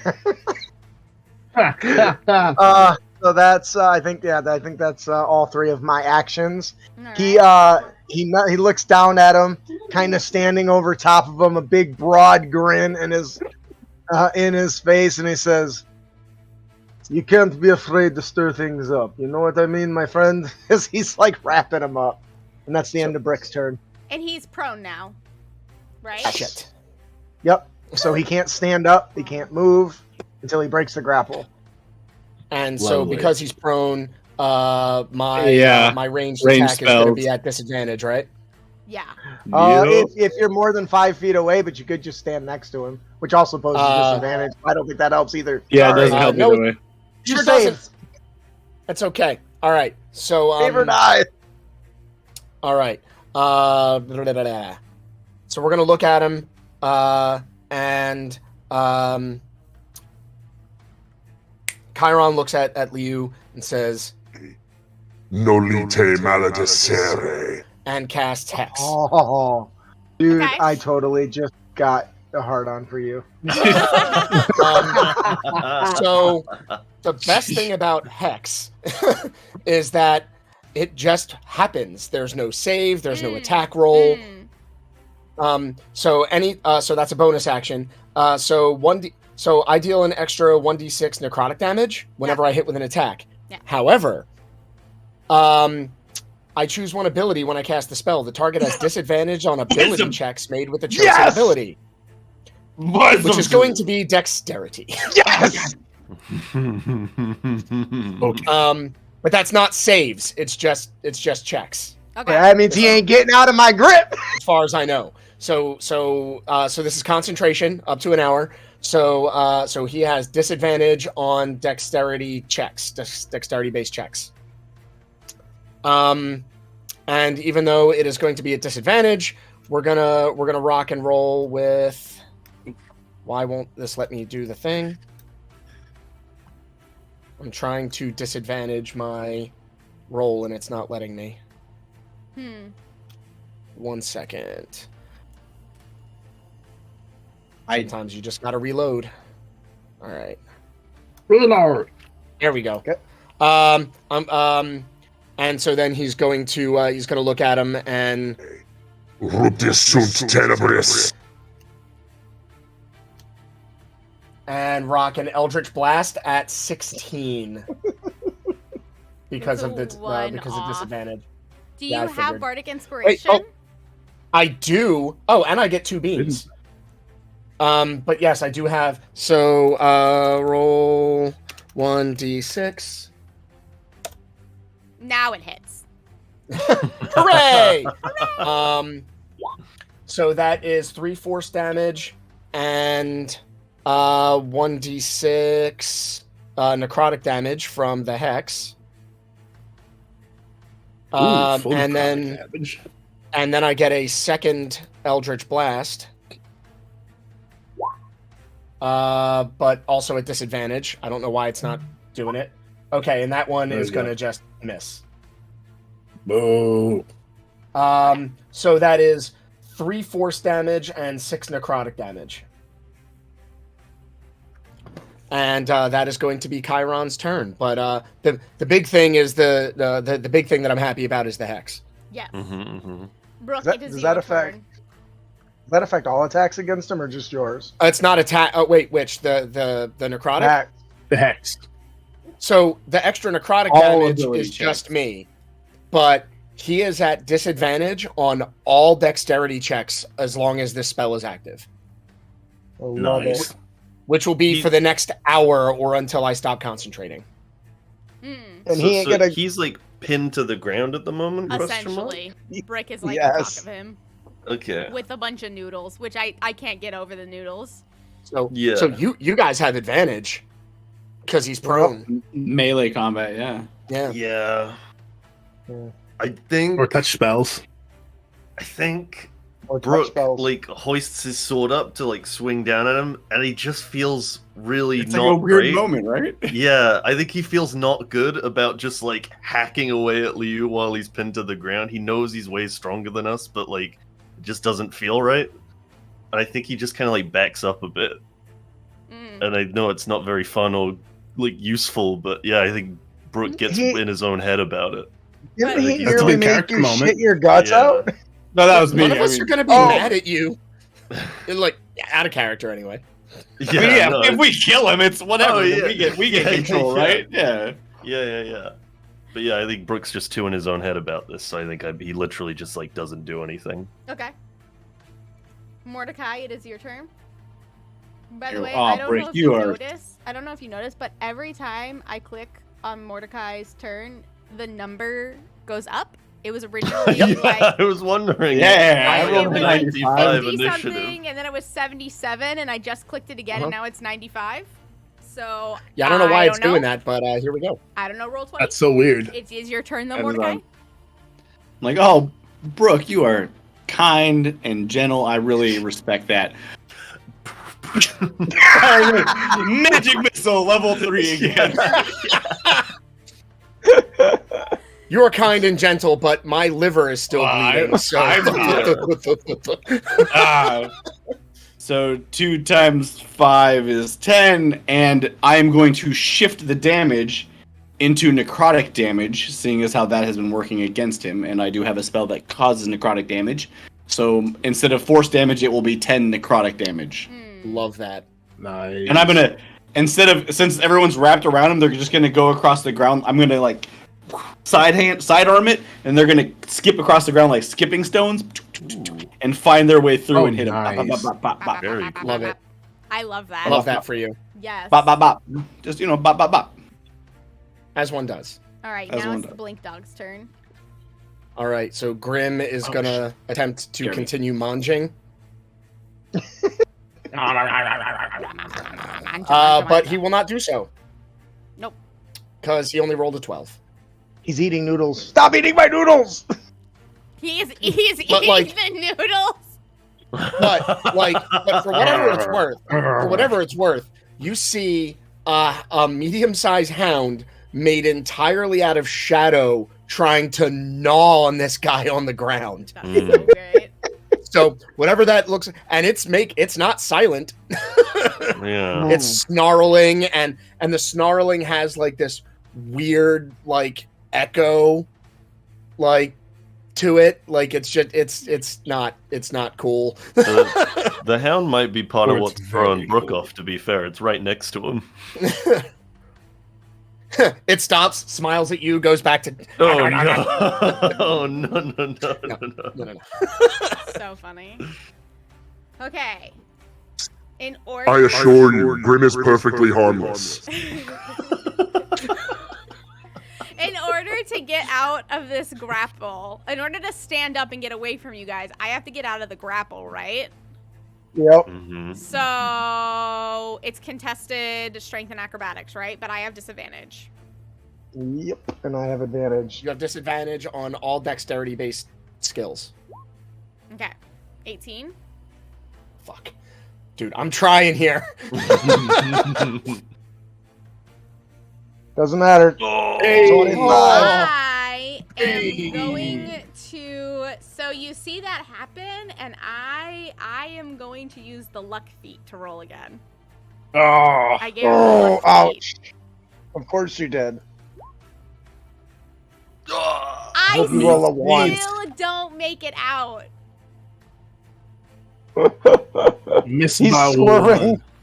He says, "My friend, you can try all you want, but nobody escapes me. My grip is too tight, and my grill is perfectly hot." Like a gorilla. Got that gorilla grip on him. Gorilla grip. At this point, Leo, like kind of looks for a second at you guys, and then gives you all of you standing around him a really big smile, and he taps you like a wrestler does, like tap. What, tap. like he's tapping About- out? Yeah. He like he taps you, and he's like, "I yield." That was not part of deal. Oh god. And Brick kills Liam. Alright, Brooke, time to put on your assassin shoes. Oh yeah. All right, Alex, it was a good time. Will we roll up some new characters? So anyway, I and, started get at this murdering. next time? Oh no. Murder. Okay, with that, I'm gonna go ahead and do Flurry of Blows because I had two. That was one action. I have two actions, so I'm gonna go ahead and do Flurry of Blows. I don't think a 13 hits you, but Wait a minute, he said he yielded? And he yeah. Then Brick said no. This fucking Oh. guy. So, Oh, a right, 17 right, He hits. hasn't had his turn yet. Uh, He hasn't had his turn to relax. 17 hits. You take 12 points of bludgeoning damage, and I'm gonna go ahead and use a key point to do an extra bit of damage to you. So you take, which is the D10 plus Dex plus whatever. So you take 6 extra points of damage with that. With the I forgot what it's called. Where is it? I can't find it. And then I'm going to go ahead and hit you again. 13 does not hit, but I am going to use one of my luckies to re-roll.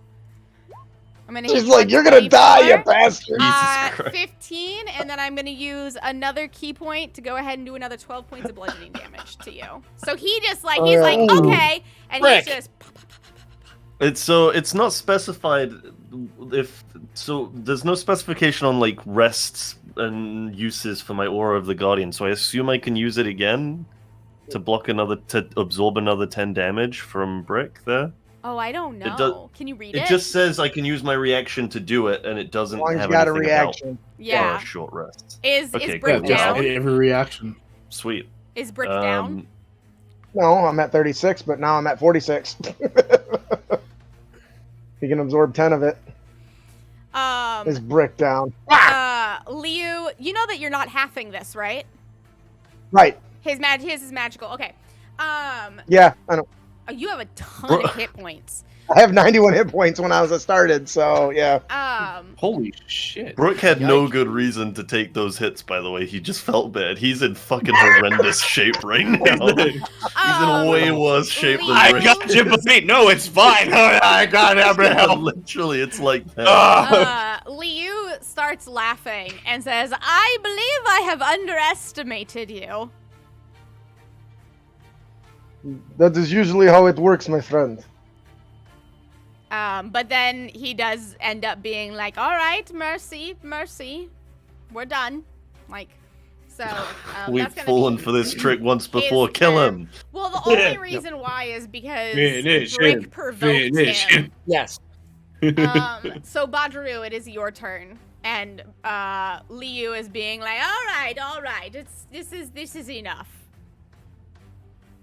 Badru will take a deep breath, still in like full angel mode, and will like had a finger ready, and then really like unclenches the rest of his hand and reaches down and will rather than inflict wounds on Liu himself, will inflict wounds on the noodles to release him. The noodles, like your noodles, are disgusting now. They're like little shriveled, like gross. Rick's Badru, still my choking friend, the shit out of him. that Badru, my friend, that is your lunch for tomorrow. That is fine. I will drink tea. He is lucky. It is just a very lucky thing that he yielded when he did. Otherwise, he would have met the Kamar Wet Willy. Wet Willy. Brick, what would you like to do? Murder. He's going to use his action to place manacles on Liu. Oh my god, what's happening? He has yielded. What are you doing? He's a prisoner now. What? I got to make sure he doesn't attack. He yielded, then punched me. I did. Because I you did. said no, Brick. I don't recall that I provoked actually him. said that. Fine, fine. I won't play with food anymore. He releases him and kind of looks at him and says, I got my eye on you. He starts Thank you, winking at him. Brick. You're still in timeout. You get bad food. I will drink tea. It will be fine. Fireball. Oh no, sorry, not my turn.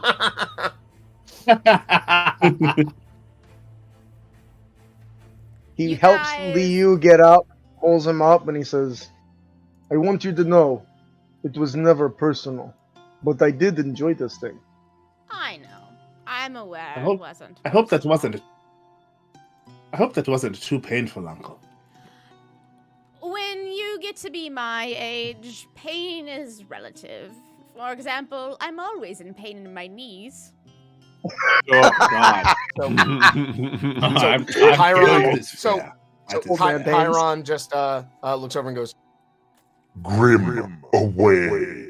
and the hound just kind of melts back into shadow, and he then the shadow kind of also releases him, and he just kind of rolls his shoulders a little bit and like flicks a hand off to the side, and all of the coalesced shadow moves to the end of his hand and then vanishes. That is a really cool trick. I am very intrigued as to where you learned that. Maybe you can tell me one day. Maybe one day. Excuse me one moment. And he does one of these for a second, and you see all of his wounds begin to heal. You know, they don't heal fully. You did too much damage Yeah. to him. They don't heal fully, but they heal enough to where he's presentable now. That was incredibly fun. I have not had that much of competition. I have not had to yield in, well, I would say 7 years or so. Against Well- 5 of us. Against puts a 5 hand level on- 7 characters. What a bitch! Yeah. I can't believe. Baju puts a hand on his shoulder. Well, you did give us quite the fight. And Baju, with his hand on his shoulder, will cast Cure Wounds at 3rd level on Liu. Nice. Thank you. And he'll cure Liu for 15. I hope fought that tougher. as Brooks over there dying. He's got like Internal a bulging bleeding. eye and like blood all over him. Oh shit! Come over here. I will.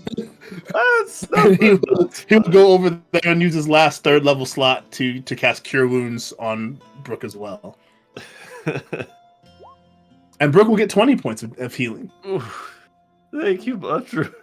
Oh, I sure wish I could get some of that You as all well. right? As You kept jumping in the way of things. It was weird. Mordecai, are you well? That same spell would be great on me. The exact same spell that you used to heal them. It's all right. He goes over to Mordecai, but he only uses a level 2 slot for Mordecai. You don't even get his best care. 11 I'm only points of down 9 healing. points. It's fine. Yeah. That's a little better. You gotta reach that deductible first. Yeah. Well, dude. You have not paid your deductible, I am afraid. Yeah. They get you. Liu kind of like looks at you and goes, well, I would. Hey now, rude. Hey, what Get outta here. are you doing? Chaos! It's just it's a bot. Well, now, since you all, I would normally offer you a dinner, However, I'm assuming that considering we have fresh chickens, fresh lambs, fresh green beans, fresh most general stuff, I'm assuming that you would like to make full range of our kitchen for us? Possibly, course, Brick. this I am is- just offering. You don't have to. I can do this thing. Of course, I do this thing. So I could not help over, and he looks out at the water again. He's kind of just like, kind of stuffs up for a second. He says, "Sorry, we have not sunk into water yet. We will not drown today, which is good. But anyway, We will not drown. No. I noticed several potential meals I could prepare today, and I hope you would like them. I'm definitely interested in offering a grilled sweet fish. I saw some on the market over there, or on the way in, as well as some sautéed porcini, and of course, I want to top it off with some beet soup. That sounds wonderful. Of course it Go Yes, I'm ahead- quite hungry. Go ahead and make your way over to the gardens and pick whatever you need and get whatever supplies you need and make full range of the kitchen. Excuse me, Liu. While he's doing that, I'm assuming we have free range of the island, Of aside from like locked doors and things like that. I couldn't help but notice you had a rather impressive collection of books and scrolls and things. I was thinking Yes. of meandering over that way and perusing through those. Well, I would like to let you know that the majority of the more important information is kept in the information pool. That is in one of the chambers that you will have access to whenever you are a full-fledged member. Do you know what an information? The God of Revelations, Saloset, one of the ways that he stores his information is within liquid. And we were blessed enough to be able to discover an information pool that whenever you look into it and ask it a question, if it knows the answer, it will explain it to you. And as you feed it more information, it knows more things. In fact, I bet that young person, that young hat right there would have been able to identify an information pool for you. They are sort of a spin-off, Mobile version thereof. a spin-off of a information pool. Same concept, but a different application. So it seems like what you're telling me is there's not a lot of valuable information and probably no spell scrolls in your collection. No, there would be no spell scrolls in our collection. Elena is the one who takes care of all of those, but of course her belongings are packed up and put away, and they will not be disturbed because she will be very upset if you disturb them. All right, I'm just gonna go find somewhere to drink and. Thwarted at every turn is Mordecai. There will be information on airships in the house. Oh wait, airships. All right, hold on, back in. There will be information on airships in the storage room if you wish. Down that way. As for the rest of you, I wanted to kind of discuss what you were planning on doing in order to obtain your piece of information to finally be initiated into Over some tea, perhaps. order. Let me know when dinner's ready. Liu escorts you guys back into the three of you that's left back into the place, and you there's actually like a room that's kind of set up for like tea ceremonies where there's like the low table with all of the different with the chairs and stuff, and he looks over. He brings you guys in and sits you down and goes, "This is one of Elena's niftiest and personally most helpful contraptions. It is a pot of ever-heating." And then he taps it twice, and it begins to heat the water inside of it with the tea. Elena that's is wonderful. actually Thomas's daughter. Tom, the one that you met. She has grown just as magnificent of a mind as his, although she is much more, whimsical with her way of using her mind. I wondered if she could perhaps make a second one of those. That would be wonderful to have Yeah. out on the trail. A little simmer pot, It really would. A simmer pot. a little electric kettle. It's essentially Yeah, what it is. basically. Little Mhm. magic electric kettle. No, yeah, I got that. I'm 100% here for it. Now, what Yeah, we yeah. have charged your group with is to find and initiate, find information on the mind flares of any sort, whether it be in the land of Feroria or in the lands where they have seemingly invaded. It sounded like you had already had some sort of a deity encounter that I remember. Yes. Yes, we were told that there had been a bit of an infiltration. Where the hell was it? Do The not last place you recall. No, Actually, you know what? I have notes on it somewhere. It really throws me off because my daughter's name is Elena and my stepdad's name is Tom. So you were like, Elena, daughter of Tom. Oh, And I was like, jeez. my brain. What'd she do now? Oh, no. We were told at one point, and I'm just trying to remember where, and it's in the notes somewhere. I'm sure I can find it. We were told that there was some kind of a temple that had been infiltrated and infested. Kadidios told you guys after I thought Badru wooed a god, and then she cursed him. Kadidios told you guys that there was, if you could do something for her, there was a temple of hers that has been abandoned and lost to time because it was to Umbra Daituus. Yes. That has been invaded. So it's like hidden and stuff. It's been invaded by mind flayers and she wants them gone. Seems like a great place to start. And we're supposed to give However- information she doesn't have, right? I'm sorry, Yes, what, Justin? We're supposed to gather information that they don't already have. Yeah, that Yeah. the people don't already have. The order. So, out of curiosity, Liu, are you aware that there is a temple to Dortuus in Corinne that has been infested by mind flayers?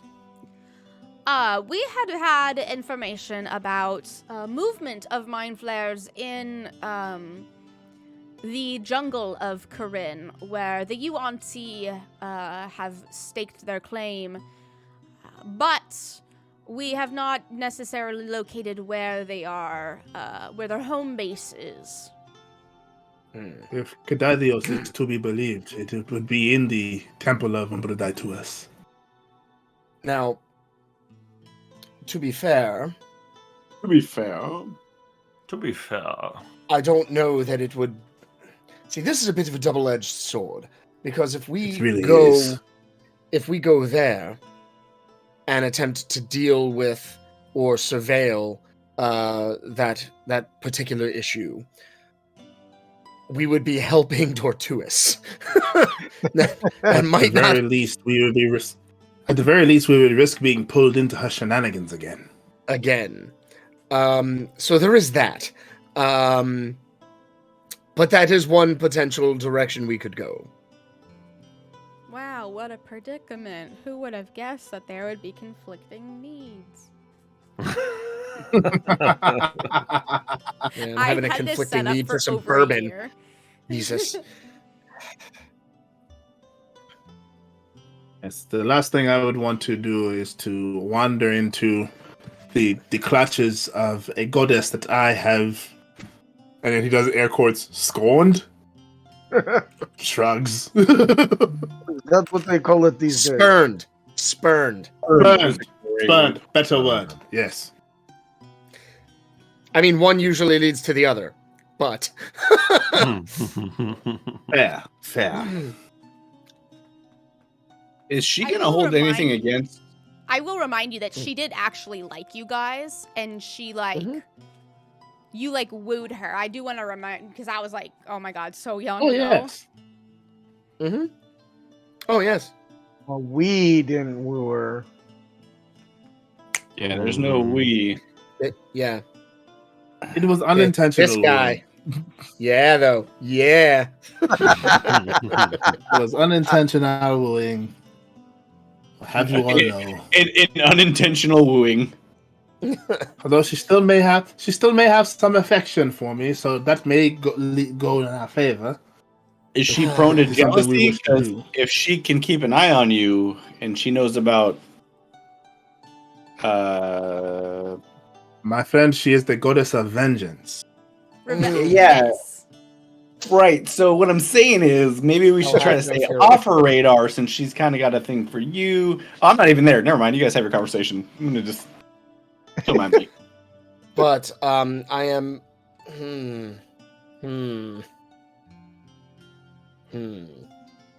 Yes. This is a bit of a pickle. Wait, you want the pickles for the deal? Damn I it, can I do knew, that. as soon as I said it, I was like, Brick is gonna latch onto this. He only understands so much. Don't say food. Badru, what do you think? I think for all of our sakes, it would probably be best to stay clear of that area. While her vengeance may not be against me personally, if we venture into that area, her vengeance might be taken out on you or someone else I happen to care about.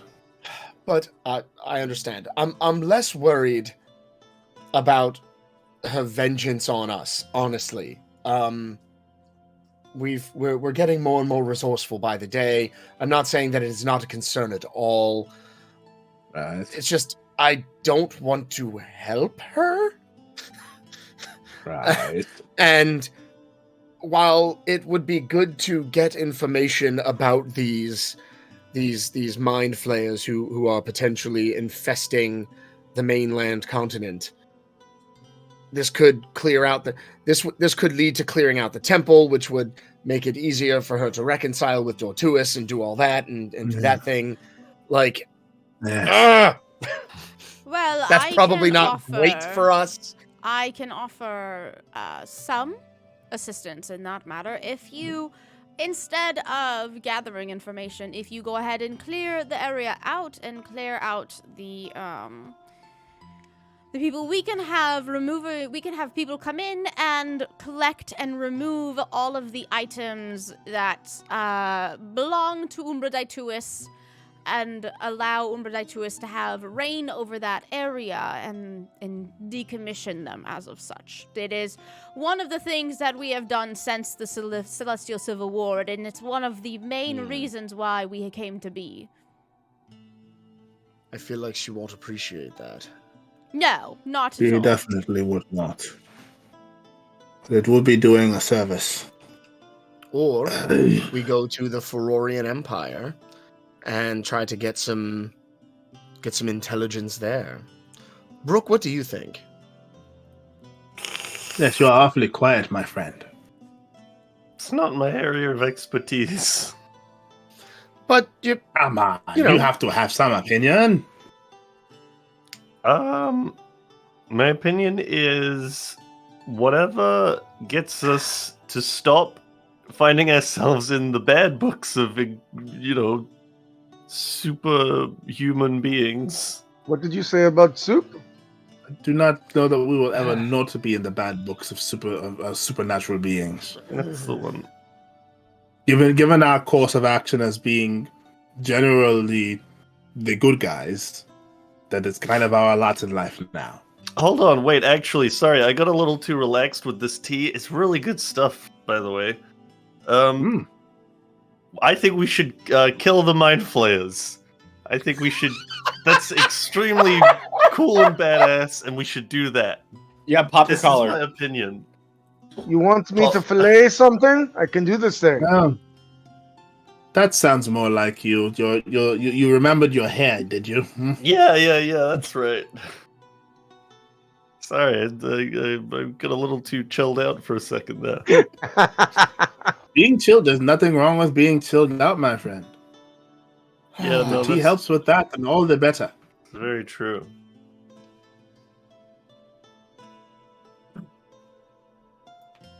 I stand Good, by let it, us though. go play some stuff, Well, eh?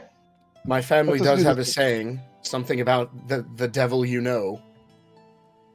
It sound That is true. it doesn't always translate well from infernal. I mean, we know a I could devil. see that being a thing.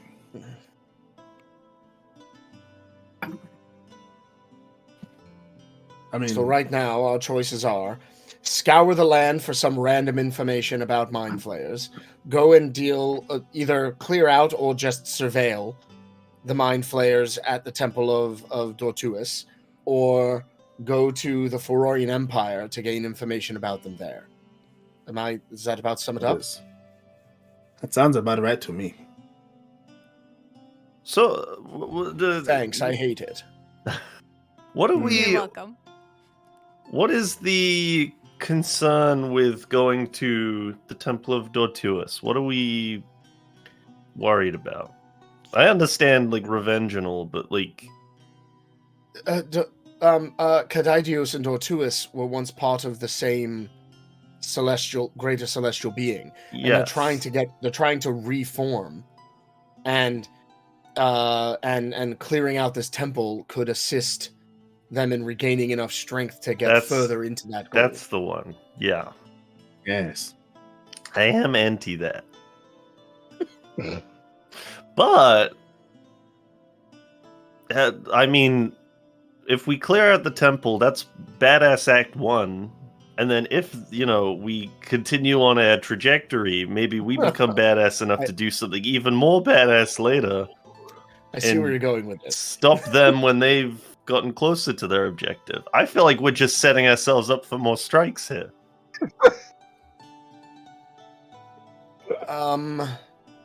Does bowling exist in this world? I don't know. I'm sure there's some version of 9 pins or 10 9 pins. I would be shocked. If not, I've just had an idea, guys, for a game. Oh God. Oh, excuse me.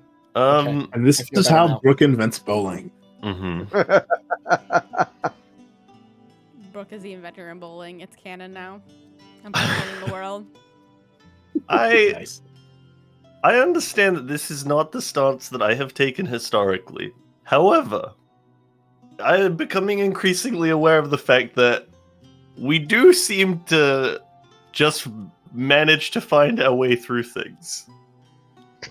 So usually at great personal pain and suffering. Yes, this is true. But Emphasis on the pain. I am very well aware. we're very good at receiving said pain, I feel. I think we're pretty good at it. I feel like we're pretty good at it. Aside from the fact that we have not died yet, are we that good at receiving the pain?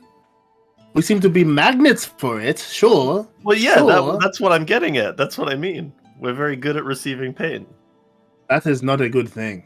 I do not know what book you have been reading, Brooke. That is not necessarily a good thing. I'll You be are not honest. here. You're at the library. In the beats.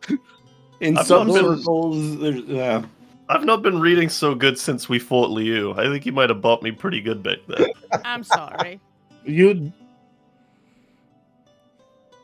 It's okay. But we do have an easy path to our goal. One of our goals, at least. But that easy path might cause a lot of grief for other people. Much Maybe. less ourselves. Certainly possible. That is a possibility. I do not know what consequences may come of the other two choices that we have. And if that may cause unintended consequences as well. You must always factor. My grandfather would say you must always factor in what we do not know.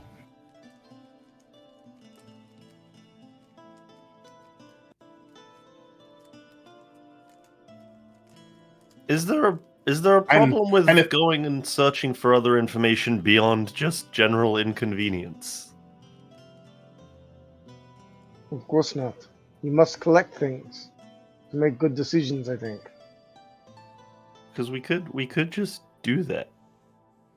I mean, it's, it might not be super straightforward, but we can just do the legwork, some real grassroots stuff. Didn't somebody say there's lots of books here? Why don't you just read those? We need Because information that they is- don't have. Exactly. Wait, is Or Brick within even water, here? they won't have. Am I not there? I don't remember. Are you here? But you were in the kitchen. Oh, yeah, that's right. I'm just we imagining could be what Brick meeting in would the say if kitchen. you were I here. don't. We actually didn't say where we were going to have tea. That's true. Mmm. You're Would in be earshot, very well in apparently. the kitchen. He's shouting. He's shouting from the other one. From the other room. Pokes his head out every now and again. Wow. Actually,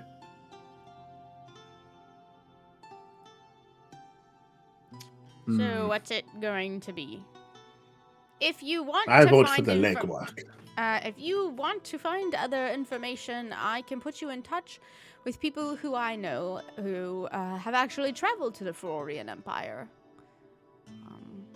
I can hand you some contacts. If you do not wish to pursue the mind flares in the jungle. The problem is, they shouldn't be there. Let us go get rid of them then. But Oh, damn it. I'm not there. I'm sorry.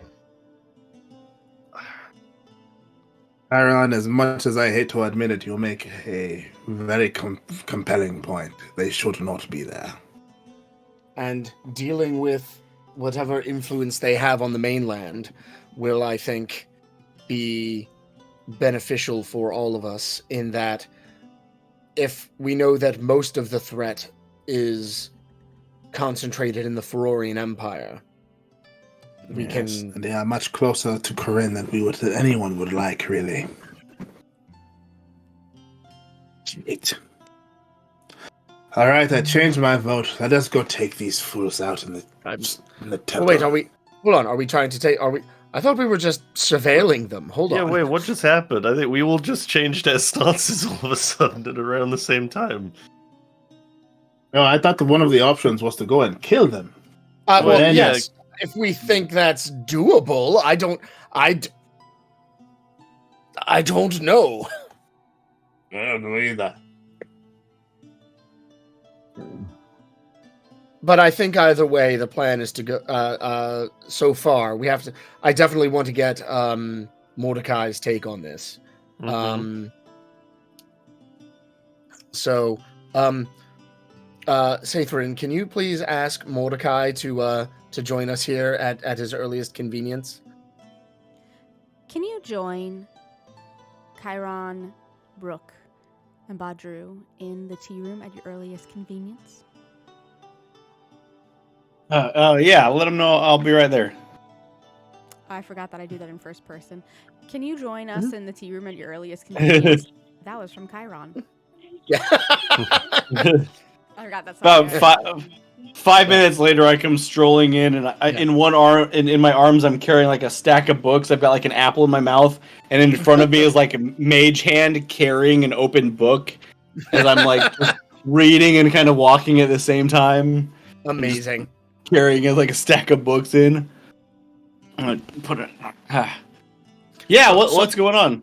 Sorry to interrupt your research. Truly sorry. We have a choice to make.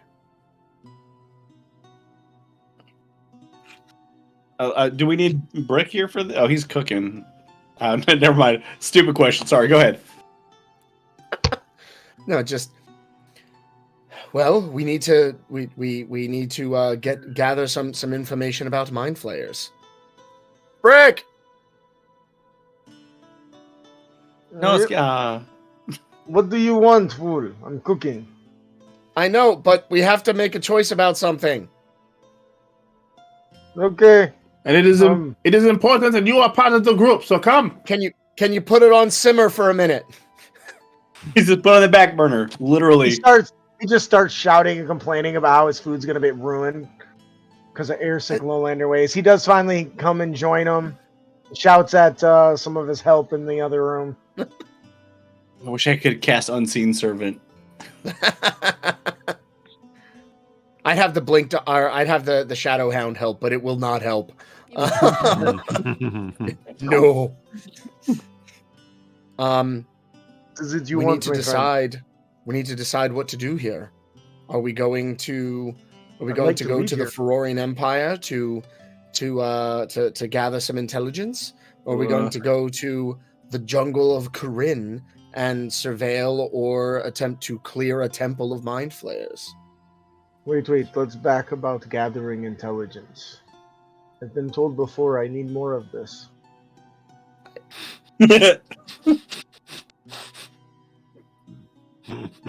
You're working on that every day, and we appreciate you so better. hard for it. Oh.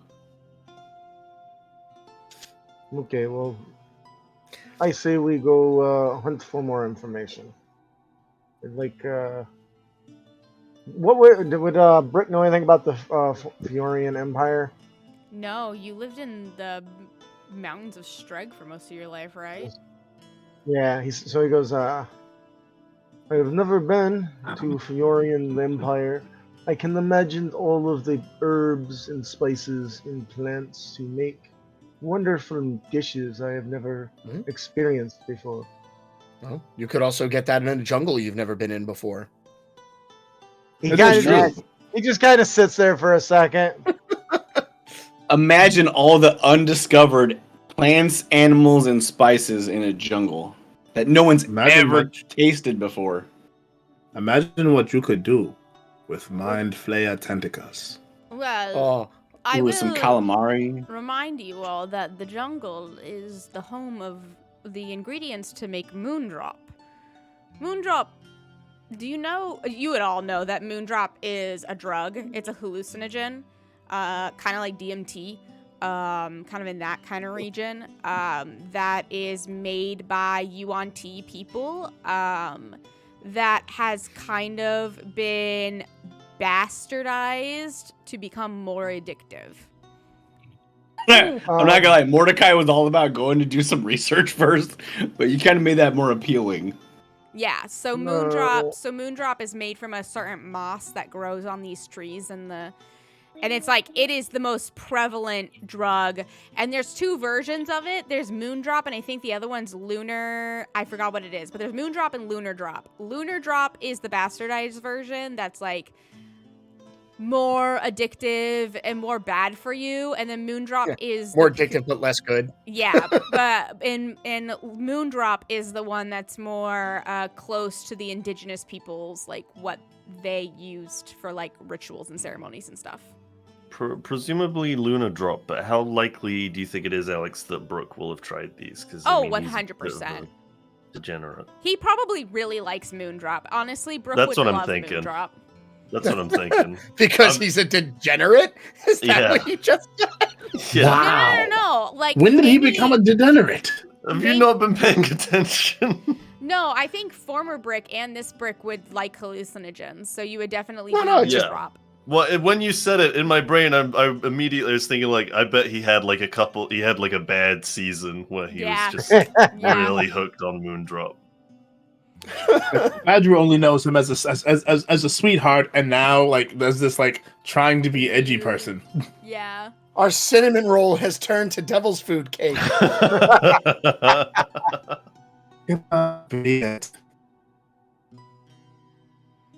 So what would you guys I mean, the jungle sounds pretty good. I'm down with jungle because the talk of flaying just seems right to me. Master Liu, how inhospitable are the Yuan-Ti going to be to us moving through their jungle to look for mind flayers that have probably subverted some of their brains? He kind of looks at all of you. To be honest, I think. What voice was that? To be honest, I think the only one that they're going to have an issue with is Mordecai. You are a human, and the Yuan-Ti and the humans of Corinne have been warring since before the crazed king, before everything.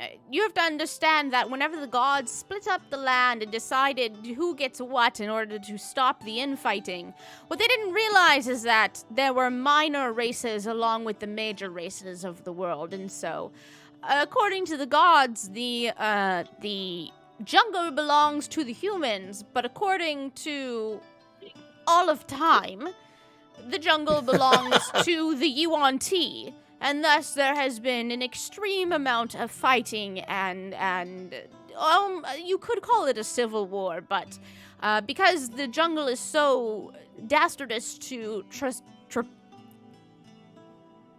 You got it. Go on. dastardous to traverse, oftentimes, we just find ourselves, or the Corinne army just finds themselves at the walls of the jungle, trying to not die. If you were to enlist the help of anyone, I would actually relatively ask you to enlist the help of the Buijara. So they'd only have a problem. They wouldn't have a problem with.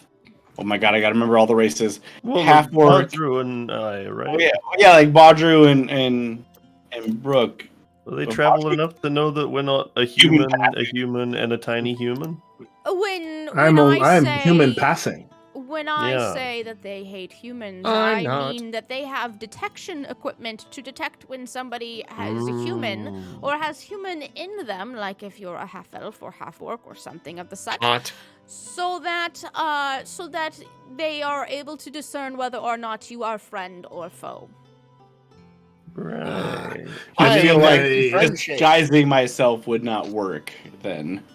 No. A civilization that has been ostracized by humans who wish to claim land that does not belong to them by some sort of divine right. I have never seen anything like this before. Wow. Yeah, this I really can't imagine what that would be like. This really couldn't be like a reference to something that happens in like this world. Why do I feel like No, Badru's no. looking right at me? No.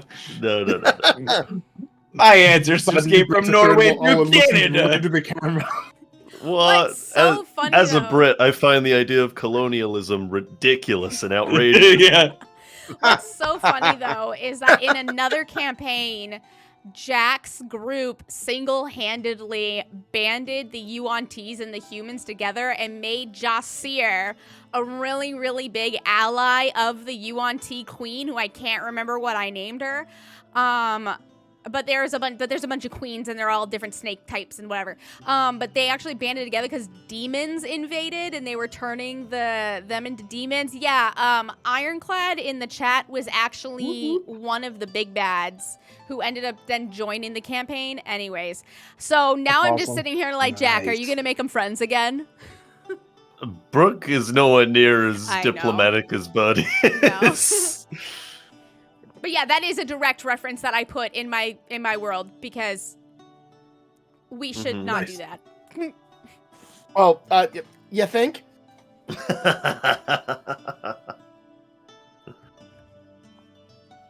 Message. So do we just Message! are we deciding where we are going? I am looking forward to filleting. Are we? I mean, have They- we established that that's what we're doing, or do we want to hold a vote, or what do we want to do? Are you guys gonna go survey and possibly fillet mind flares? In the jungle. Welcome to the jungle. I think Welcome that's. I hear they got fun and games.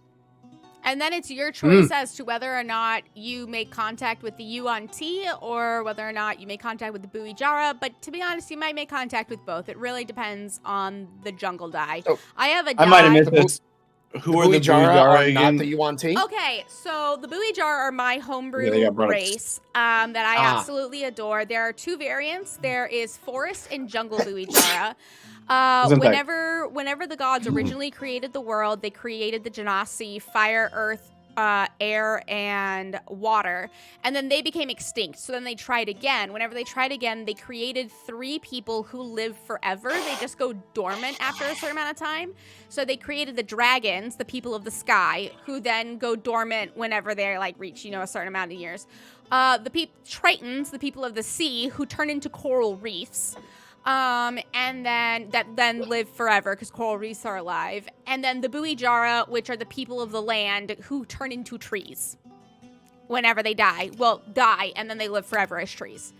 So, like, the forest that is in Zalget, or Zeos, which is the land of the elves, that forest, half of that forest is fucking former Buijara, and the forest Buijara are tasked with keeping that forest maintained and in a free place and like an anarchy in honor of, so that the people that their former relatives don't get chopped down. So yeah, that's the Buijara. So there's Buijara of the forest and then Buijara of the jungle. And so there's a tribe of Buijara that live in the jungle that I'm going to have to remember the name of. And yeah. What is it, Aelx? What is it? Tell us now. Well, Max, a do lot you of remember? Jara. So, I say we go fight the. But Mordecai is like, hey, let's maybe. As much fun as it would be to go die in a jungle, maybe we should take not that and go find out information from the Sunbeam. other place. Well, we could surveil in the jungle as well, Morans. no? We don't have to Yes. go killing just We don't because have we're to. there. That is Oh, very that's right. true. This is the information gathering. Sorry, I had to catch Yeah. back up in my brain. Well, clear them out is an option. Yeah, it is but an option. we also don't. Or I don't think. No, I said it's an option. It's an imperative. But do we have to decide whether we're doing that now, or can we figure that out when we get there? No, yeah, we if could we do decide that to when we go get that way. there. No, I'm asking Liu. Yeah. Like, I don't know. Like, Oh, do we have to no, decide our you- we have to mission mandate commit to before a we leave? plan right now. Yeah. The only thing that I need is a piece of information that we don't previously know. Whether or not that piece of information comes from a dead thing or an alive thing or a thing that was once alive and is now dead. As long as it doesn't come from a thing that was once dead and is now alive, we're good. Fair enough. Sure, Zombies. We don't want zombies. sure. Oh God. No zombies. Zombies are Says- the worst. That's a good idea. They do not taste good. Well, I don't As want to know much- how you know that. fun as it would be to traipse through a hot, mosquito-infested, anaconda-filled jungle, my vote is for the city. But I will respect the votes of the group. Well, it would just be such a shame to not go to the jungle and, sample the local delicacies and whatnot. So my vote is going to be wholeheartedly with the jungle. There are mind flayers in that jungle that should not be there, which is a good point that Chiron made. So my vote is going to be to, at the very least, surveil the jungle. Mm-hmm. And I think that's what we're doing. I agreed with Mordecai, but then my mind changed for the options of delicious Yonti. Yeah. I don't think we want to eat No, I don't think yuan we're tea. eating the yuan. Well, now I'm confused, my friends. First we talk about filleting, and then delicious Yonti, No, and no, all no. the delicious The- treats that could be the- there. We're talking about mind flayers. They are a different Yes. race of creatures. Flay- we Flay- might fillet the mind Yeah. flayers. Tentacles. Maybe. Maybe. Like And then you could take seafood. their tentacles and make something delicious with them. Calamari. Oh yes. Mm. I've not had calamari in quite some time. Man. So And if anyone could turn mind flayer tentacles into good calamari brick, I'm sure it would be you. I'm glad you Wait, have confidence. Oh in wait, my I'm arguing cooking. for the other team. No, wait, no. Happy really wants to go to the jungle. Mordecai does not want to go to the jungle.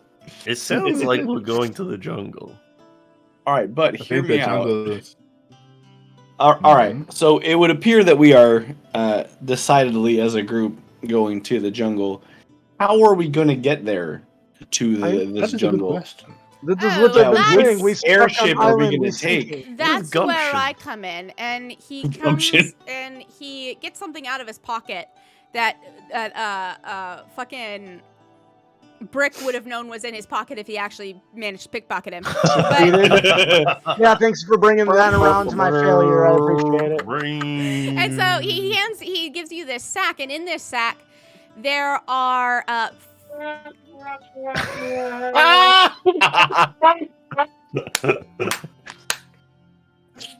okay, that was great. Sorry, I'm not gonna lie. go ahead. Yeah, I don't know if it's necessarily the best idea to give your players fucking sound effects, but that was great. Yeah, But here it's we so are. It's so bad that Discord did that. Here we Yeah. are. He gives you guys these rings, and these rings are it's weird. There's a divot in where it feels like something should be there, and underneath that divot is etched the symbol that you've been seeing all over the doors that I haven't come up with, which is the symbol of the order. And he says, once you are completed, your rings will be fashioned as signet rings for each one of you, representing which one of the 7 branches you chose.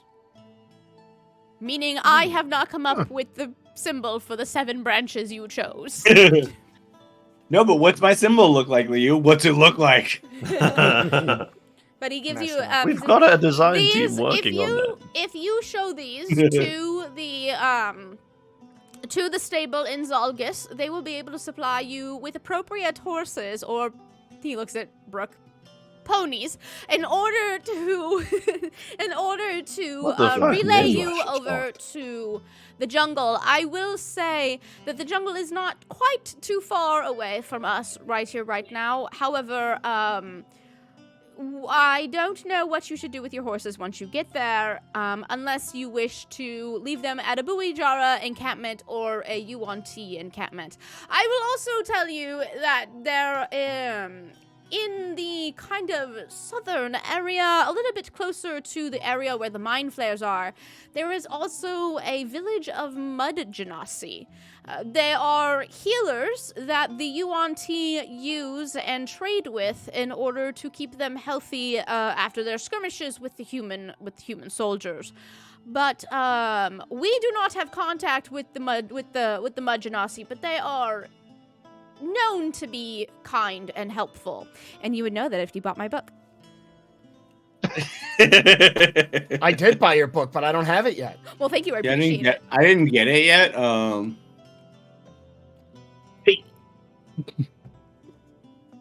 So yeah, so you have the option of kind of huffing it through and waiting to see who finds you, or you can seek out the Bui Jara, you can seek out the Yuan-Ti, or you can seek out the mud genasi. Though you have a feeling all 3 of them are not going to be particularly fond of mind flares in their fucking jungle. So we may get some assistance. As far as the Yes. dynamic between the 3 of them are understood, the mud genasi have been there for almost as long, or the Bui Jara have been there for almost as long as the Yuan-Ti. It's just that the Bui Jara are more like nobody owns the forest, and then the Yuan-Ti are like, we're protectors of the forest, and the Bui Jara are like, well, you know, I don't agree with you, but you're not fucking shit up, so. And then the mud genasi kind of moved in whenever all of the skirmishes broke out to heal people, and they heal people indiscriminately. So they'll heal people. Mud genasis are healers, and they'll heal people that are humans. They'll heal people that are Yuan-Ti. It is kind of a neutral zone, so it also might be a great place. I'm just saying this as me because the voice is actually hurting me, but that might be a great place to meet people on a neutral ground and make connections. Well, yeah, seeing as how they don't like half humans or humans, it might be the best option for us. They really don't like That's just true.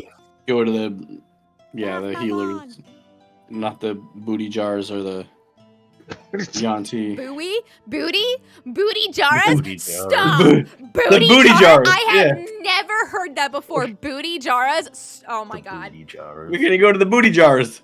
You're gonna find it. We're gonna find a tree that's just like dummy thick and just like Yeah. Booty Jaras. Ooh, that's a booty jar. Got wood? Question mark. In all of the years of Booty Jar existing, no one has Booty, made booty, that joke. booty, booty jar everywhere. That's amazing. Thank you for making that joke. You're welcome.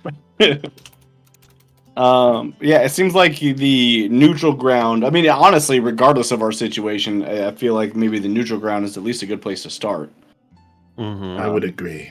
So we'll get on a airship or whatever we're gonna get there and fly. Airship is fine. No more water ships, okay? Deal. We don't have an airship. You have to go on a water ship. I'm going back to my meal. It needs talk off. We'll be okay. I will help you again. You hear a roar and bellow as something is clearly burned. All right, does not sound so happy. are we ending the session with the plan of going to the Mud Genasi area and making connections? Sounds like a plan. I think I that is think so. probably our best bet. Yes. Sounds Indeed. fantastic. Woo! Yeah. So, how did you... We're about 30 minutes over time, but I really want to know, how did you guys enjoy fighting Liu? That was cool. It That could was have gone fun. way worse. Oh, yeah. Yeah. Really, Yeah. I'll You say were that. kinda he right. was. Had he not tapped out, he would have gotten a not disintegration. The other one, the oh frack, Inflict wounds. inflict wounds as a wet willy. That is That's that is the amazing. Kamara wet willy. It's just inflict wounds in the air. Yeah, I was not gonna let my foot off the gas until until I had some indication that he was giving up or we were dead. Like, 'cause- Yeah. so I think Brooke and I were both kind of like half-heartedly going for it. Like, Yeah. well, yeah, easy for me to say. I took precisely 0 damage in that Yeah. fight. Well, yeah, I kept tanking loads of stuff because I think in my brain and in Brooke's brain, that fight was gonna last a lot less time than it did. That he was gonna be like, "All right, everyone, take a shot at me," and then I'll kind of be like, "Ah, whatever." But it kept going, and I think that Brooke kept getting hit more and more of his own volition, and was like, "Okay, are we done now? Oh God, are we done now?" So kind of how that came about is that we just haven't played in so long. I wanted everyone to get re-familiar with your character sheets. Oh, yeah. And I was Mhm. trying to think of how I would Nice. facilitate that, but in character. Yeah. And this is what I came up with was, and I also, That's a good plan. Mercy Monk is seriously like I love Mercy Monk. Yeah. It's pretty dope. So I thought it was very funny whenever I healed Brooke and you guys were like, what? What? I've had What? that voice changer moment ready for like 6 months. That was so Nice. What voice changer are you Those- using? Were those Justin's words of power? Yes. Oh my god, that's so Those were cool. Justin's words of power, but I'm That's- using voice mod looped through Discord and set up through my stream deck. Nice. I'm gonna have to clean up Ah. now. Thanks for that. So I'll have to get I a could cigarette. just hold a button and sound really terrifying and awful. Amazing. Awesome. I like it. I like it even more. I think when you're just talking normally through it. It's very good. Well, and if I had more things to say, like whenever he's in the form of dread, that's what he's gonna sound like. is Yeah, basically yeah. what it comes Yeah, down to. yeah. So, I like so that. if I had more That's so talking to cool. do, like all in character speech was going to sound that way. hmm But it was just mostly lots of like Grim get 'em and What warlock tactic? screaming take? pseudo Latin. The undead. Okay. Okay. Yeah. So Nice. Leo being like no zombies, you're like fuck Mm. Eh, I don't make zombies. some zombies. I don't make zombies. What about like 10% zombie? I'm not into I'm not into necromancy. That's a different thing. I just don't want my body to die. So anyway, yeah, that was but seriously, I've been planning on that since I multi-classed into Warlock, and I've just been waiting for an opportunity. So you're like, he's gonna fight, and I'm like, okay. Get ready for the push to talk button. Well, thank you guys for hanging out, and thank you guys for playing. I hope everybody had a ton of fun, because I had a ton of fun. Always. Yeah. Always. Absolutely. I can't wait. It was to play. wonderful. Wonderful. Hi, my name is Aelx Baum, misspelled, of course, because I am horrendously dyslexic. And you should check out my book. I think it's just book. All the stuff in there is spelled right. Yeah, all the stuff in the book is spelled, except my name. My name's not spelled right. But all the stuff in the book is spelled, hopefully. Jesus, if Ken doesn't... It was a great transition from, I'm incredibly dyslexic, you should buy my book. But you can actually pre-order my book now at critacademy.com, which is super fucking weird and exciting, and I'm very, very happy. I've been working really, really hard on it. I am almost done with all of the writing, and it is super absolutely amazing. Besides that, I do stream on Twitch, so if you like our personalities and our vibes and our chills, we do that kind of stuff. We talk about D&D and Magic the Gathering, all this cool stuff. We also talk about other TTRPGs, which, speaking of other TTRPGs, I'm going to throw it over to Justin so he can speak about other TTRPGs. And yeah, I think my inspiration for Justin is definitely going to be the noodles, because let me tell you, I definitely believe that I failed my saving throw to get out because he was confused by noodles. Like, I'm 100% convinced. So why don't you tell people about talking about other TTRPGs? Yes, we have started a new show called Dice and Dialogue, where we talk tabletop RPGs. We play them a little bit, and then we give our impressions from what we got to experience. It was a lot of fun. Not only is it me and the guys, but Aelx has joined the team. You can head on over to critacademy.com or catch us on your favorite podcasting platform. It's been fun.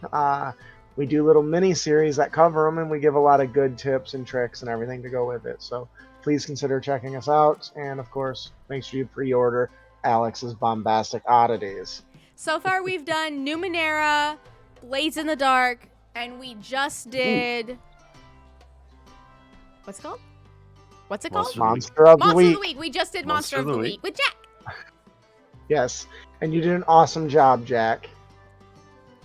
We were talking. You'll have to make sure you listen to those when they release, because a lot of praise tossed your way, and it's good stuff. I'm excited. We're going to be covering Furhaven next, so we got little ones, and you like tabletop RPGs in 5th edition.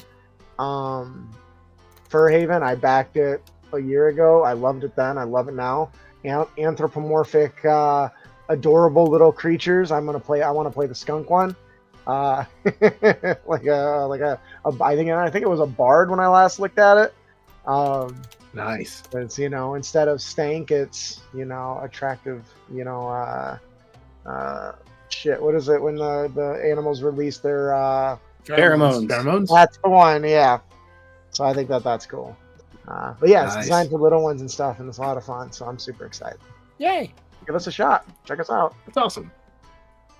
I'm looking for another podcast. So I would like to give my wonderful piece of inspiration to Badru. I think that I really enjoyed the little moment that he took to try to calm and waylay the fears of poor Brick, who was terrified. So. Oh. Well, hi. Thank you. I really enjoyed that moment as well. It was really cool. And loved Brick's reaction to that, and his vulnerability and everything with that was just so. Yeah. Hello everyone. I'm Sphinx Akasha. You can find me on TikTok as CircleDM. Everywhere else, Hive, Instagram, Twitter, as Sphinx Akasha. You can also find me at Gen Con this coming August, where I will be running a one-shot panel using an amalgamation of Glitter Hearts and Blades in the Dark to run a heist one-shot that I'm calling The Lover, the Dreamer, and the Thieves. So if you're into Persona 5 at all, it's basically what I'm running is going to be Persona 5. Persona 5 mixed with Leverage. So love Leverage. Stay tuned for more information with that. It's going to be a great time. And yeah, you can find me kind of all over the place, mainly with the Dinner in the Game channel and with ADH Adventures, pretty much almost every day of the week.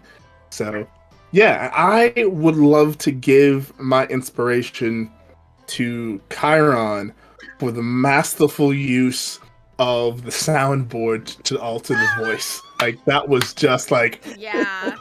the most like unexpected but delightful surprise. It was like, oh. Thank you. And it's funny because I've been playing some MechWarrior Online, and I use it to mess with people over voice comms. Like when someone's being a jerk, and I'll just be like, "Oh, we have to go over to Beta 3." It's like, what the shit was that? Oh my god! I love it. I love it. So good. And then I'll switch over. I'll be like, "Next time on Legend of Korra." And like, I'm just like totally fucking with people. I love it. So good. That is how we do our game recaps at the beginning of every session from now on. Yes. Yes. Previously on Yeah, Initiative like and Intrigue. I'm literally paying for a voice mod subscription that I'm barely using. but it's worth it when I get those in. Nice.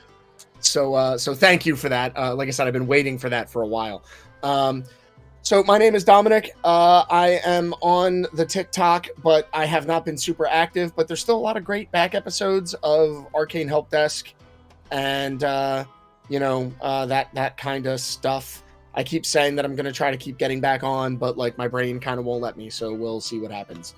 And lately, I've been doing a lot of lightsaber stuff with Ludosport. I've got a Ludosport school that I just opened up in Philly. Well, just outside of Philadelphia.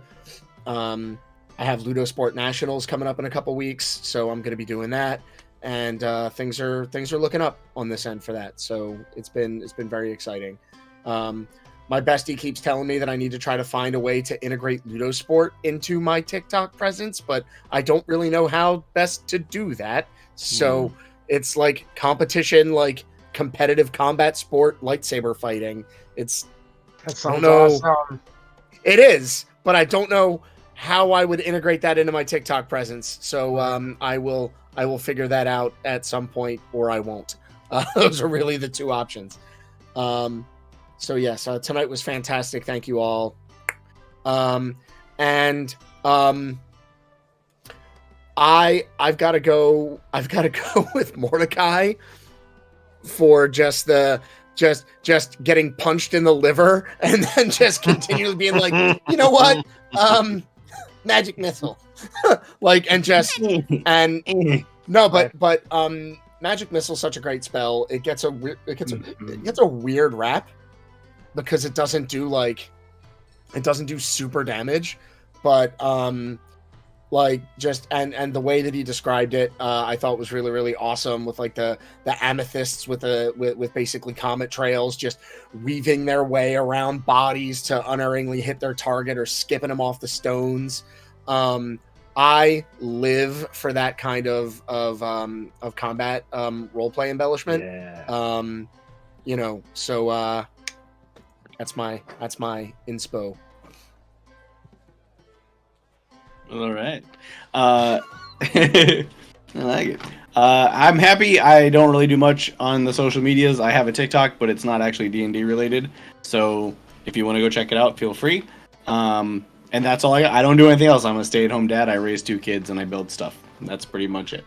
And my inspiration is actually going to go to Brick as well, because I loved seeing the switch from like the jokester that's always coming up with the quips and the food puns, and switching over to like a vulnerable moment of like, no, like you don't get it. Like I don't do water. Like water's not. That's not. I'm not gonna do that. And I had a plan to subvert the water thing, but then realized I don't have calm emotions, and was gonna ask the group, and then Badru came out with this. I was like, all right, good. I don't have to try to like trick him into not thinking like some crazy shit. So, so mine is gonna also go to Brick this time, because that was a really good moment, and then him and Badru both kind of like coming together to like overcome this like, hey, this is my character thing, and this is a thing, and it wasn't like, I have this fear and this is how I'm going to overcome it, so it's not a big deal. It was hey, I'm putting this out there as a hurdle. You guys figure it out kind of thing, which is good because it lets the group be part of your character development, not just, my character has this issue and I have a plan to overcome it, so just sit back and watch me do this. It was a very like interactive character development, which I think is a great thing to do for any D&D group. So anybody that's watching that does that, think that out. It's always good to bring other people into your character's development and make them almost like a part of your story of growth. I think it's an amazing thing that he did so subtly. Like it wasn't even like this big thing. It was very like, hey, this is it. Go.